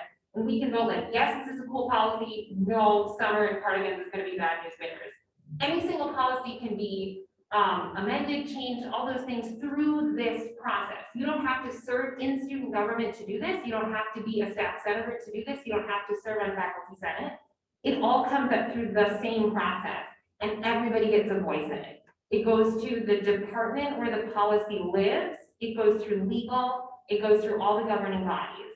And then it's signed into policy if it passes. And I think that that is something that we don't talk about enough in any of the constituencies. We don't talk about that enough with staff. We just did a survey of our staff members across campus. We don't talk about that enough with students. We don't talk about that enough with faculty. And so Senate Coordinating Council, SCC, is part of the, is it under Vice Provost office?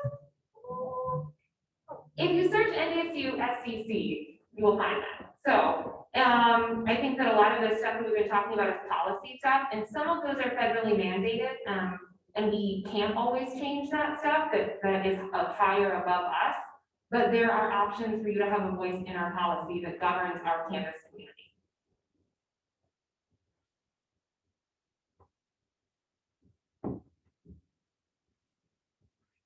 Did I kill the vibe? No. No, Heidi, that was great, and that's very true with the three senates and how we need them to work together. This question says if a student breaks the law, does FERPA apply? It would apply in terms of what we can share about that, but the law part of that would be public record. So records can be requested through local law enforcement. But we would still not be able to share information about that student. Get good nods from my friend Phil Hunt, who knows FERPA inside and out. What training do the administration go through? I think as far as diversity and inclusion, I'm guessing, is it the same 90-minute course? Oh, perfect. Let me stress all the other things that we can do optionally. There are a lot of different efforts on our campus to train and educate people, and many people participate, but they're not all mandatory. I just have a question regarding optional training. How many people actually participate in the optional training? Do you know? Not off the top of my head, but we can give you those numbers. Okay, that'd be great. They're tracked. As staff, we have mandatory Title IX training, mandatory credit card fraud training. Has admin considered any type of mandatory equity, diversity, and inclusion training or competencies? Wait, there was an arrow. I thought it was kind of that.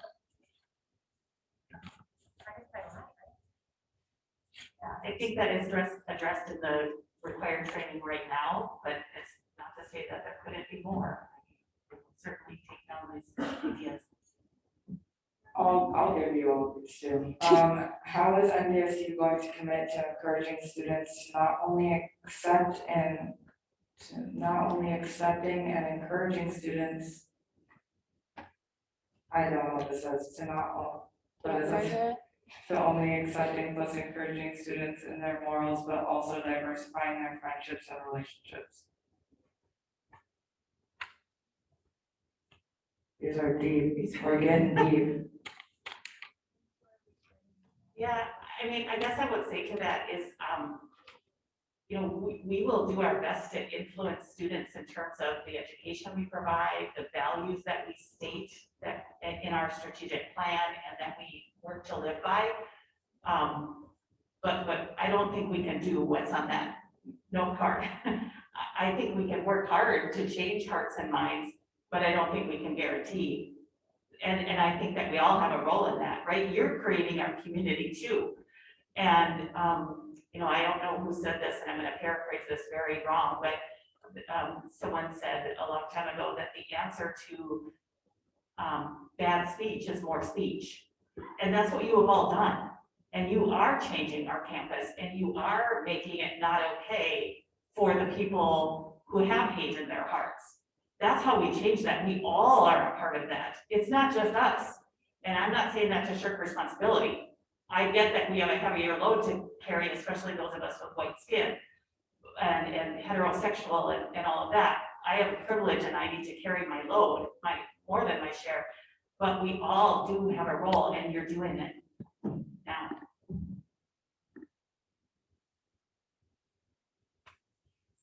Why is it going to take you, in quotes, months to finish the investigation on a sexual harasser of a president?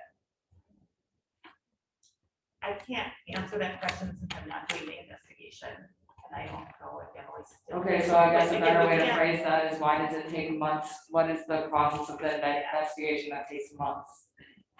And that is something, we wish it were faster too. I don't always know the circumstances, but we've definitely noted that we can look at that.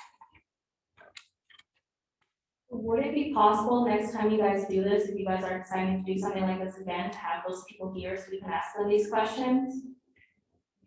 Lovely. Yes. What actionable steps will you take to ensure diversity, equity, and competitive economy? You're going to circuit this in. Do you believe that?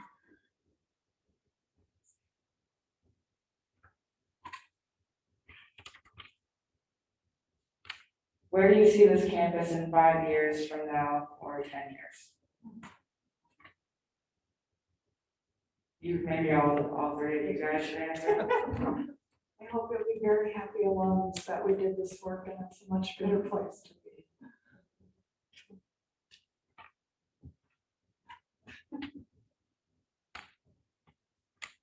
I hope that we're better, that this is a place where more people feel they belong and where more people can focus on their education.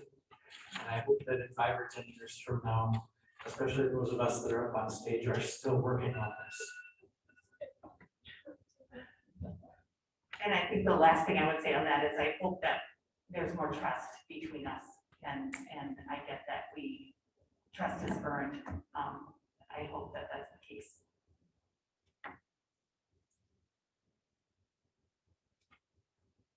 Hold on. No, not you. While I really appreciate that you guys have hope for the campus, I would like to remind you that in 5 or 10 years, our president-elect and the students involved in incidents earlier this year with the Snapchat group chat and the very horrific George Floyd scene will be alumni of NDSU and representing us in the real world. And personally, I don't want to be associated with that. And I don't think you would want that as part of the NDSU message.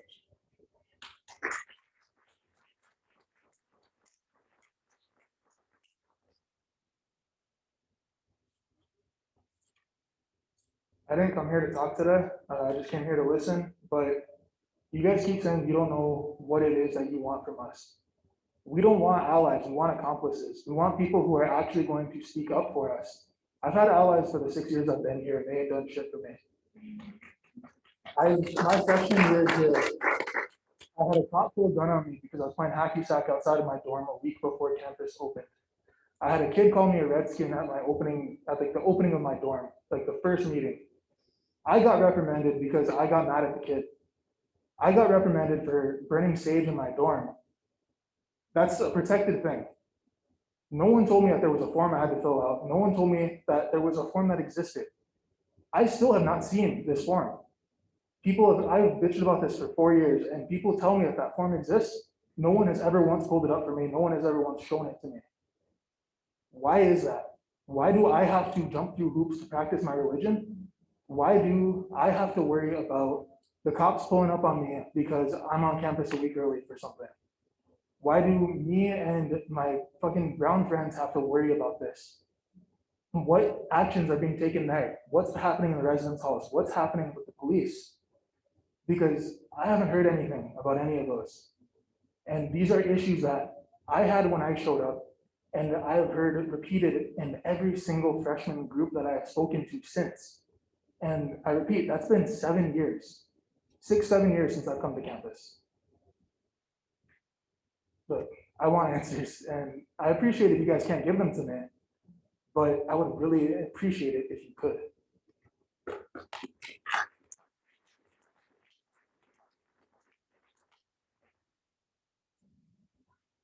Thank you. I want those things too, and we'll keep working toward them. Sorry about your experience. Can I say something really quick? I've heard you guys say a lot, like we're working towards them, we're working for it, this is, but you don't say exactly what you're going to do, and I feel like that's what people want to hear, because that proves that you're actually doing something. So like, what exactly are you going to do for that, or even what's something, a thought in your head, more than just, we're gonna work for it, because that doesn't mean anything. Well, one thing is the smudging policy, certainly, I don't think there is a form, and I've got that on my list, and that should be a very simple thing that we can clarify. And I will commit to looking into that tomorrow. You know, I think there's many other things that Margaret mentioned at the beginning of the call that are in process or have already been done. Those are the things we're doing. And, you know, those are the specifics I have, and this is a big issue. More are gonna come. More are coming. We're gonna listen and then we're gonna do more. I'll just chime in here real quick. So, you guys know me and you probably are used to seeing my notes to myself because they got FOIA, thank you. But I take notes, yeah, they're on the Black Lives Matter's Instagram. I take notes, and I have a list of things here on my phone that everyone on that stage knows that I will come back to and we will address at some point, right? And so we talk about what kinds of things. You know this, right? We have to change the culture here. You see that, know that, we heard that, we know that. And we have to be strategic about how we do it. Why? Because you're right. There are regulations, there are laws. Sometimes those things get in the way, but sometimes they also create opportunities for us. So we have to navigate all of those things to do right by you, because at the end of the day, we are here for you. And at the end of the day, and Allie's heard me say this, right? We have to be careful about some of the risks we take. Why? Because we don't want to lose the opportunity to educate the mass of students that we know are doing good things and doing great things for our campus and are like you. Because there are more students that are like you, right, that want to do the right thing that aren't. We have to address the culture to address that those small number of students, faculty, and staff who are not doing the right things by you. And think about the bigger picture. And that's what we want to do. So yeah, there are a lot of unanswered things from tonight. And I hope, you know, honestly, gosh, I'm almost upset that semester is over. It would be great to try to get one more of these in, even before the semester is over. And maybe that's too much to ask. We're here. But, right, we're not going We're anywhere. not going anywhere. Right, and so even if there is a collection of, hey, here are some additional things we didn't get a chance to discuss, and you want to put them in a list, and you want to put them in an email and send that off, let's do that. If there are a list of things that, and I know there's some controversy right now with student government, but there's nothing that says a group of students can't get together, right? And sit down in a formal way with staff senate with faculty senate to say, here are our concerns. Student government is just one method to do that, but there's nothing that stops another group of students from contacting the president of either one of those senates to say, I'd like to have some time to discuss the issues. I think personally, right? And I've said this on staff senate and faculty senate, I've said it on president's cabinet. When I sat through the Black Lives Matter protests, the first couple, and I'm sorry I'm taking your time, Ally, my heart breaks for students. If more and more faculty and staff heard these stories that we're hearing, I'm confident that there would be more change, that you would have more allies, that you would have more accomplices. So continue to use your voice. And I offer that up. Talk to Maggie, talk to Florence Allergen.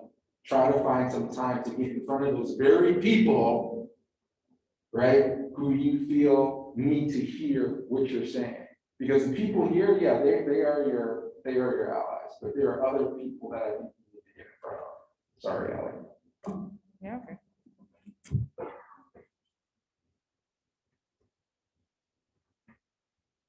Off of what he said, I think that these kind of stories are what you need to be teaching the faculty more than these 90 minutes and not just optional.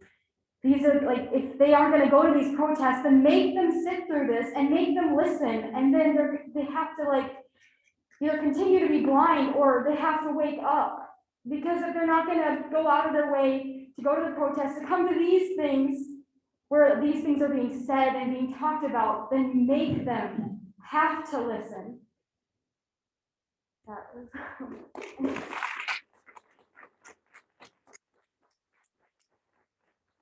I think when she originally asked her question, it might have been misinterpreted. Like, were you saying that there was a faculty member or faculty members that were acting a certain way? Not like, because I think it was perceived that it was like students doing it in front of faculty. No, I understood it. Oh, you understood Yeah, it as so well? sorry. No.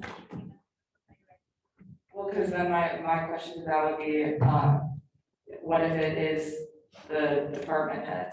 Like, I mean, So I was thinking about that as well, and I apologize if my response did not come across clearly. I understood your question of if it is a problem with a faculty member, who are they accountable to? And I was mentioning the department Sharon head and then the dean, but often that structure is not clear, right? It's not something that people are taught. I really think that like my position or the people who are in my position in college, like associate deans, are some of the best allies and accomplices because I know all of the associate deans on campus and I know that they are committed to these same ideas and they're committed to being advocates for students. So if you're in a department that you don't feel is going to give you like the opportunity to be honest and to share this, having that person and knowing who that person is important because then you can go to them and they can intervene and use kind of their privilege on your behalf. I think that we have probably a tendency as academic, you mentioned like pausing or saying like, we want to work on it. We have a tendency to say, I need to research this to understand it, to make sure I'm doing it correctly. And I don't know if that's always the best tendency. It may be better to have a really clear, like, yes, we need something to happen and I will figure out how to do it. I'm someone who tends to have like a bias toward action and I'm like a professional persister and I just bother people forever. So if anyone in the audience today is feeling like the institutional power structure is working against you, because I'm hearing that from a lot of people, please know that I am someone you can email, you can meet with. I may pause to think about the best course of action, but I'm not going to give up on helping you find a solution. So I just like want to put that out there as an associate dean, that I think that's a lot of what our role is, to advocate for students in our college, and like student retention is part of our job.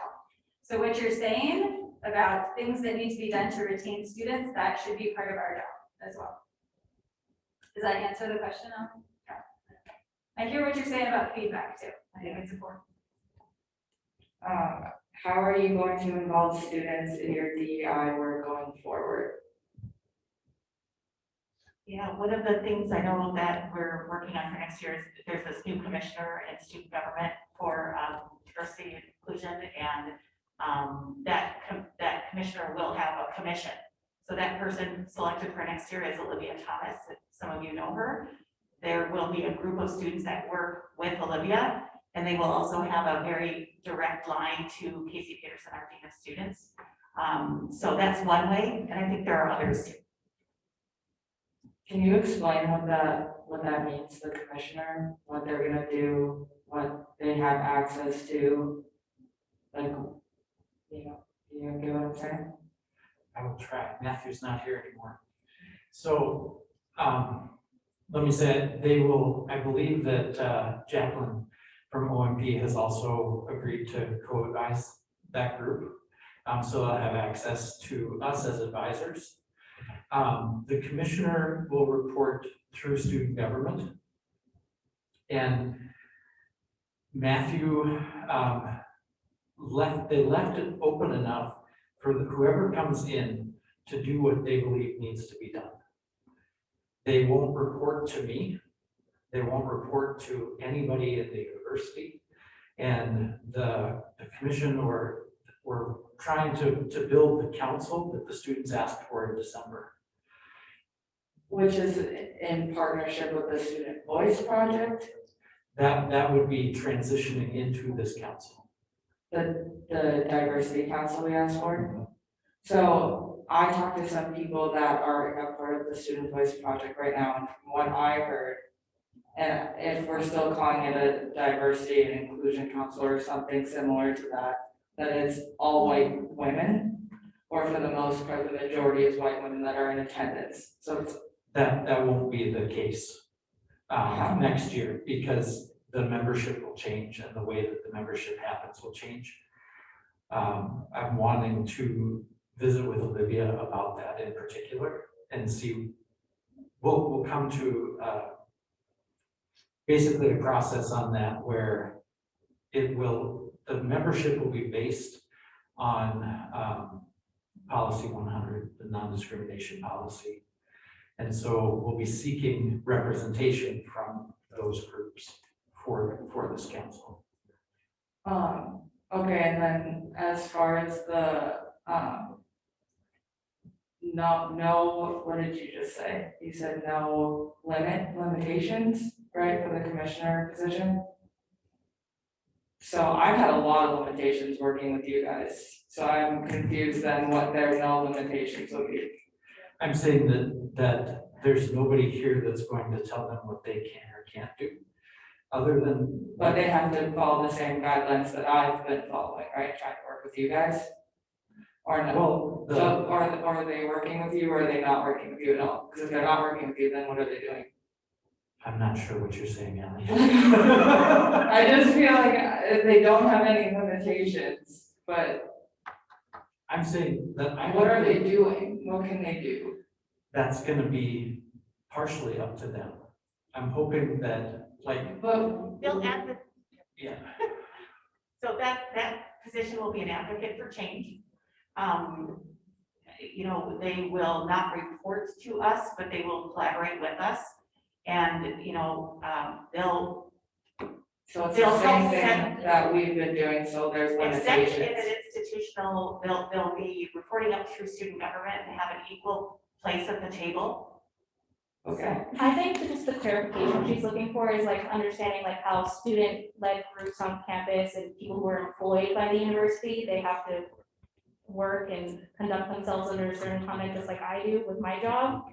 So I think the question is whether or not they're going to be under that code of conduct, or if they're still working under the institution but free to do as they please. Because I feel like the way you said it, put it in this kind of gray area that just makes people confused. Yep.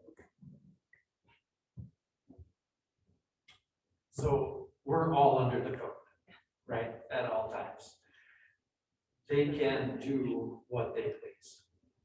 And my job will be to support them in that and to help them find the best ways to do what they believe needs to be done, to help them advocate, to be their accomplice in their work and what they need from all of us. then it'll be my job to go back and keep fighting for that. I'm hoping that this is a group that will help hold the university accountable and help hold all of us accountable and help work with us on these things. And I don't know if you all feel this or not, but student government on campus has real power. They have power to make change. They have power to get things done. I have worked towards things in the past that I worked for 5 years and couldn't do, and they do it in a month. And so that's my hope, is that we are able to have a group that is empowered to really push us. I wanna say something about just these student groups. You're talking about student government and all this power that they have. I think a big issue on campus with that is that people feel like student government's inaccessible. I've only recently started getting involved in talking to people in student government, and this is gonna be my last year here at this university. I just feel like as people come into the university, they're not told about all these resources that they have and the people that they can talk to and the different avenues that they can take whenever they're facing some type of issue or they want to do something. I think that was a huge issue I had as a freshman, feeling like I had no one to go to or no one to talk to or any type of access or openness to different campus groups, and that extends to campus organizations and things like that. I just feel like there's this barrier between incoming freshmen and the university that isn't talked about or elaborated enough. I think we talked about earlier about some type of course or something that would be kind of like an intro to university course. Maybe that's something you can include where you're talking about all these on-campus resources that students have access to, or people on campus that they can talk to when they're facing these issues. Because the problem is we don't know. We talk to a professor and maybe they don't know either. And then you feel like, okay, so what do I do now? I think that's a really good idea, and I think that,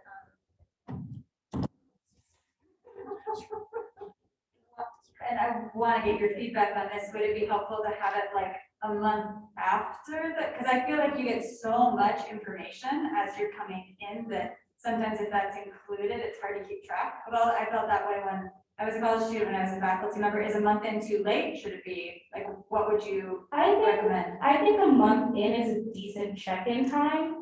Because I think that allows you to adjust the semester a little bit by that point. And if you're already having a problem or you have a question, you can ask. And then you know that those resources are there. Yeah. Because then you can go back. Even if you don't have a problem then, you know they're there at that point. And you would recommend it to be shared within a class rather than through email, it sounds like? I think the issue is a lot of freshmen don't understand the whole email thing yet. So I think if there is some other way where you can do that through residence life, or you can do that through some other programming that's more targeted toward freshmen, or even opening that up to people who have been here for a little while. Because sometimes if you do implement that, there's going to be people that have been here for a while, they don't get that opportunity. So something that's maybe more widespread would be better. Yeah, that's definitely possible to implement. I think it's a really good idea, and certainly in my college, I'll commit to doing that.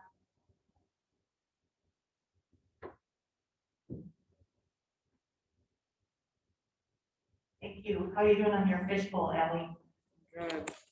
So you want to continue, or how do you feel about wrapping Well, I up? know that we would stay if there was individuals questions. There is more questions. I mean, these are a lot of people that are on Zoom, so they haven't had their questions answered yet, so I think we should answer them. What does the provost hope to accomplish through the mandatory training on race, and how does she hope to do this?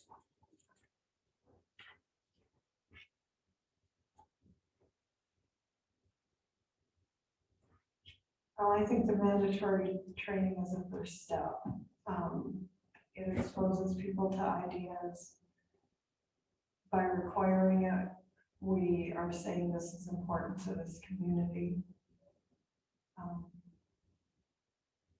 It's a step in the right direction.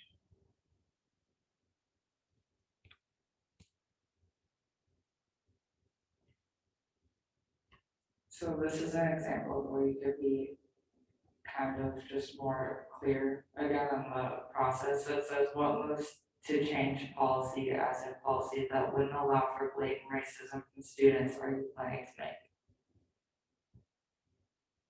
Say that again. What moves to change policy as in policy that wouldn't allow for blatant racism from students are you planning to make? So I have looked at almost nothing but this in the last 3 months. And so there are a couple of different things. So we have been working to strengthen the code where we can. Our hands are tied when it comes to what is protected speech. So, and we will be getting some information out about what that is and when it is not protected. And so something can be blatantly racist and is protected, which means NDSU, if you're not aware, is an arm of the government, right? And we are not allowed to punish anybody for what is protected speech. A different path that we are going to take and we are putting into the policy is that those things are still, even if they can't be a violation of our code of conduct, they are still a violation of the university values. And in the past, we have handled them through informal conversations, those types of pieces. And that we're building a structure around that now to handle it in much deeper ways. I've also, well, yeah, the other thing I was gonna say would go past that question. So that'll be very much more formalized. Dean Rashani has sent emails that the crisis task force has done work to improve the campus with diversity and inclusion. What has actually happened? What has the crisis task force actually accomplished? In addition to those things I read off earlier. Sure, will you do it again? Some of those, sure. We've tried to be more proactive in doing notifications when incidents happen, so campus is aware of things that may make people feel unsafe. So that has happened, and we've created a log so that you can look back at what has happened and what the status of things are. And that'll be launched probably next week. The website is built, it just has to be enacted. You maybe saw the email yesterday about the centralized site for information on diversity and inclusion and respect on our campus. It used to be kind of hard to find like the results of the campus climate surveys that are done every year. You'd have to know where to look to find that, or what the different trainings are that are offered on campus and for whom and how often. The different events that go on campus, the different speakers that we bring in, and the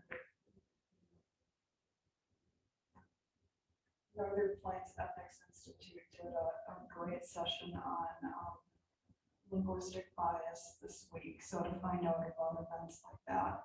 Now there's one site that has all of those things categorized that you can find them easily, so you don't have to be digging for things if you're looking for, do we do this, or when do we do this, or how do we do this? So that's been just getting that built has been our positive for our campus. Oh, where's my list? Sorry, folks. Yeah, the code of conduct review is going on.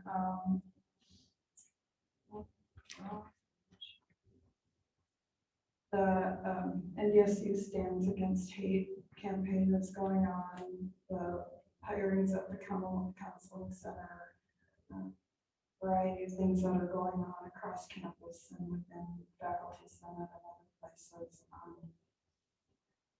You know, this is a committee that wants to hear the things that you're telling us tonight, and we'll go back to our offices and then try to figure out what do we do next, what do we do differently, what do we do better. We'll have have those conversations about how we improve our reporting processes. I'm thinking a lot tonight about how do we reach out to our faculty and help them understand the experiences that you all have been having. I think sitting and listening to you tell your stories and tell us about your experiences is probably more effective than our trainings, right? I agree with that. So how do we do that? How can we implement it? How can we quickly respond and make those stories available? Because they're powerful. So it's a process. It's an ongoing process. And then we have the President's Council on Diversity, Inclusion, and Respect as well, which is a very, very large group of individuals with different duties, different things that they're working on, different interests, and that's faculty, staff, and students. It's a joint venture. Yeah, the crisis response committee was pulled together so that we could listen to students and hear what you want and what you need and what you need us to do differently. So we take that very seriously. Keep trying to hear what you're telling us and try to get what it's needed.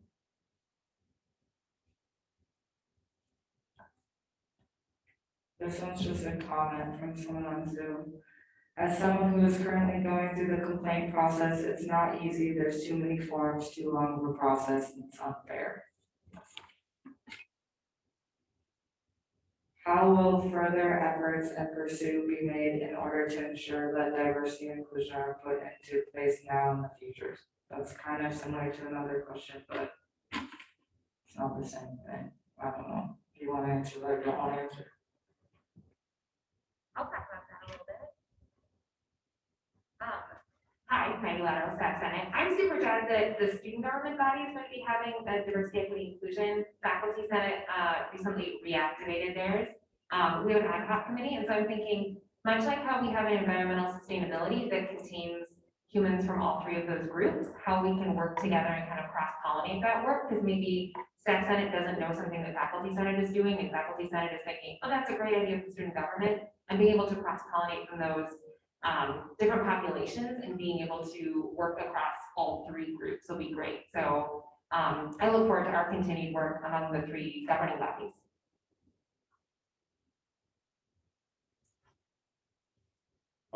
You guys have been asking us for specific things that we want from you. Feedback for you right here. The NDSU Stands Against Hate campaign. No offense to anybody who designed it, it sucks. You don't really say anything. The posters just say NDSU Stands Against Hate. You don't address what hate is, what's been going on, what are some actions that could be taken. It's something, it's like the 6th grade anti-bullying posters. It's not gonna make any effect on that. It's the same statement that happens with a lot of people. You don't want to offend anybody, or you don't want to upset people, so you don't take any risks. You make a statement that even someone who is hateful would read that and say, yeah, I agree with it. So you're not really addressing the problem. It needs to be much more aggressive, much more clear, and more visible. I mean, I only see it because I live in a dorm, so I see it pop up on the TV every now and then. That's the only place I've seen it. Thank you for that feedback, and I've heard it pretty frequently since we launched posters.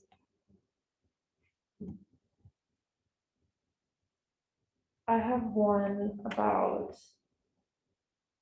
sexual assault, just so that everybody knows that that's coming up. A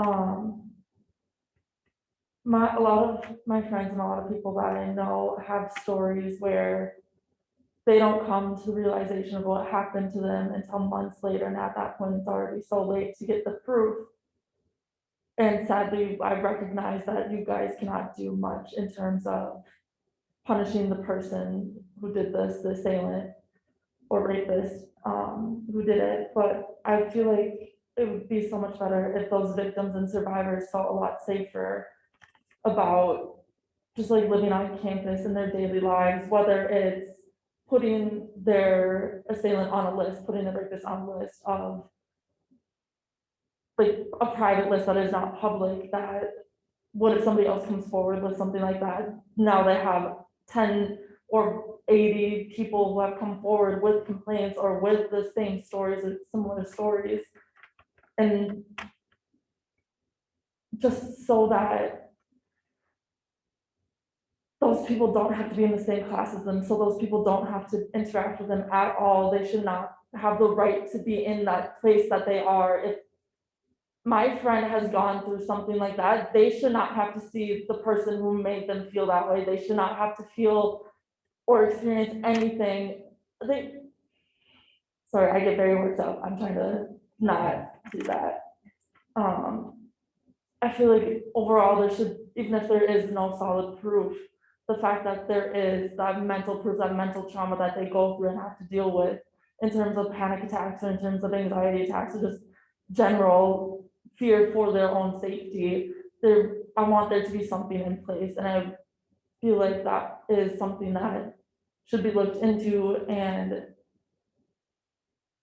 I don't know how much support I'll get by saying this, but a lot of the people who do this are a part of fraternity, a part of Greek life.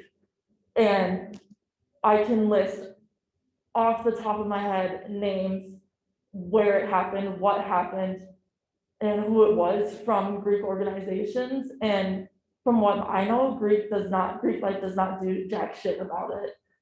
They are still able to be in frats, they're still able to be in sororities, they're still able to do this and that.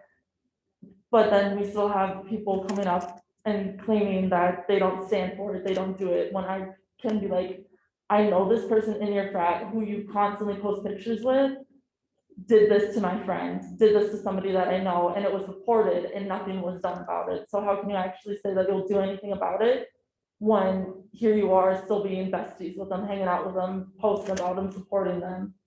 And I just want there to be more actions taken against that, and more actions for the survivors to feel safe.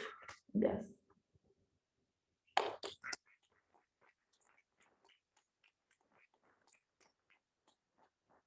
I just thank you for sharing that, and I want survivors to get safe too, definitely. And what I'll say is that in a sense, the list you talked about really does exist, because we know who's reported every report that we get.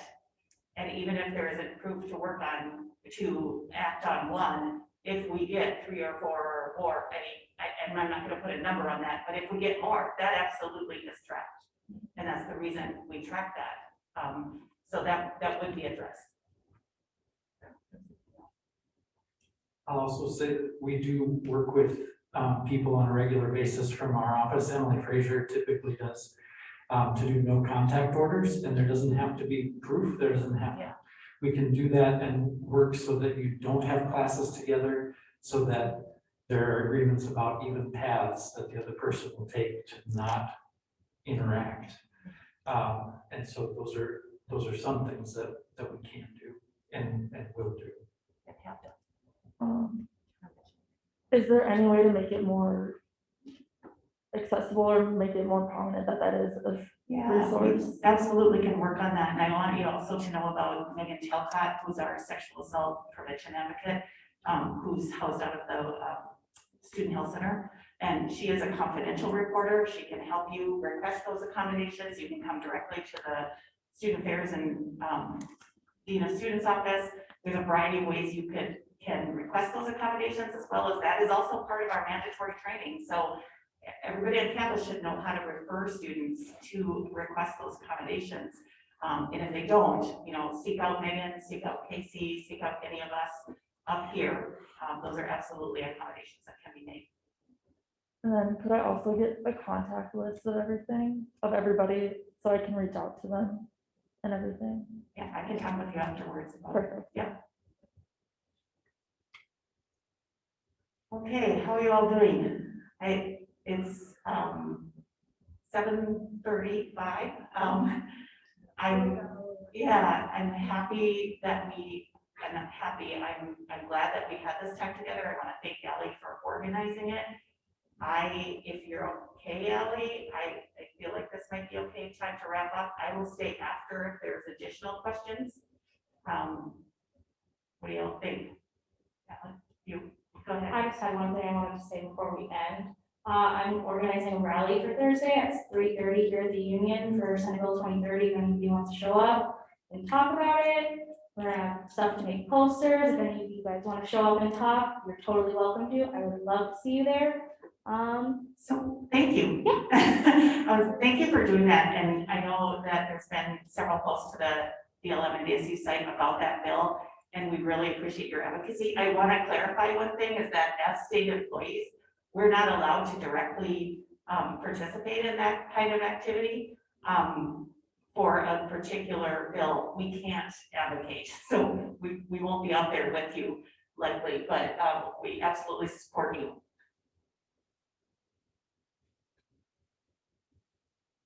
Well, we can't advocate for specific bills. We can encourage you to reach out to your elected officials. All of their contact information is on, is it like nd.leg.gov? You can look up based on your address who your people are. So while I can't tell you what to think about a bill, I can say get educated and reach out to your elected officials. It is so surprising the small number of responses that can sway opinions. So yeah, decisions are made by those who show up. I do want to ask a quick question about that. I know you guys aren't allowed to like comment on like specific bills or specific legislation, but you guys are allowed to express your opinions on things that are like implicated by these things, right? Like you're allowed to talk about valuing your academic freedom as professors, valuing the choice of students, that kind of stuff. Yes. So do you think there would be a way for you guys to do that? I think we have done lots of that. We can contact our legislators as private citizens. So, you know, if I want to contact my senator or representatives, as Margaret Fitzgerald, person who lives and votes in Fargo, North Dakota, I can do that. So we do have that ability. You know, different people have been active in different ways for the advocacy. I was out in Bismarck 2 weeks ago, I guess, with the committee that was talking about 2030, answering questions on behalf of the university that the legislators directed towards us, for example, and different people have had different roles in that way. Yeah, I was just gonna say it's kind of confusing because we can like provide information to the legislature upon request, but we can't lobby them. Does that make sense? Right. Yeah, but I'm very appreciative of you doing that. We can talk about the impacts that the bill will have on campus, which will be many. I just wanted to mention that, so I don't need to. Thank you. Just a couple of closing thoughts. I want to say that, so my office is charged with free speech policy on campus. And some people think because we're the conduct office, that means we're going to try to stop you from doing free speech. We actually want to help you do that. We are required to do that. And so if you are organizing, if you want something, please let me know. I'll also close by saying that I'm a middle-aged white guy. Obviously, yeah, in case you didn't notice, and I make lots of mistakes, but I told Fred and others after the protests that I also know that I'm probably going to be here longer than most of you. And it is my responsibility. And I'm taking on the words, can't stop, won't stop for you in this place. And I'm not going to be perfect, but I'm going to keep trying. And I will rely on you to hold me accountable. And I know my friend Holly in the back will hold me accountable.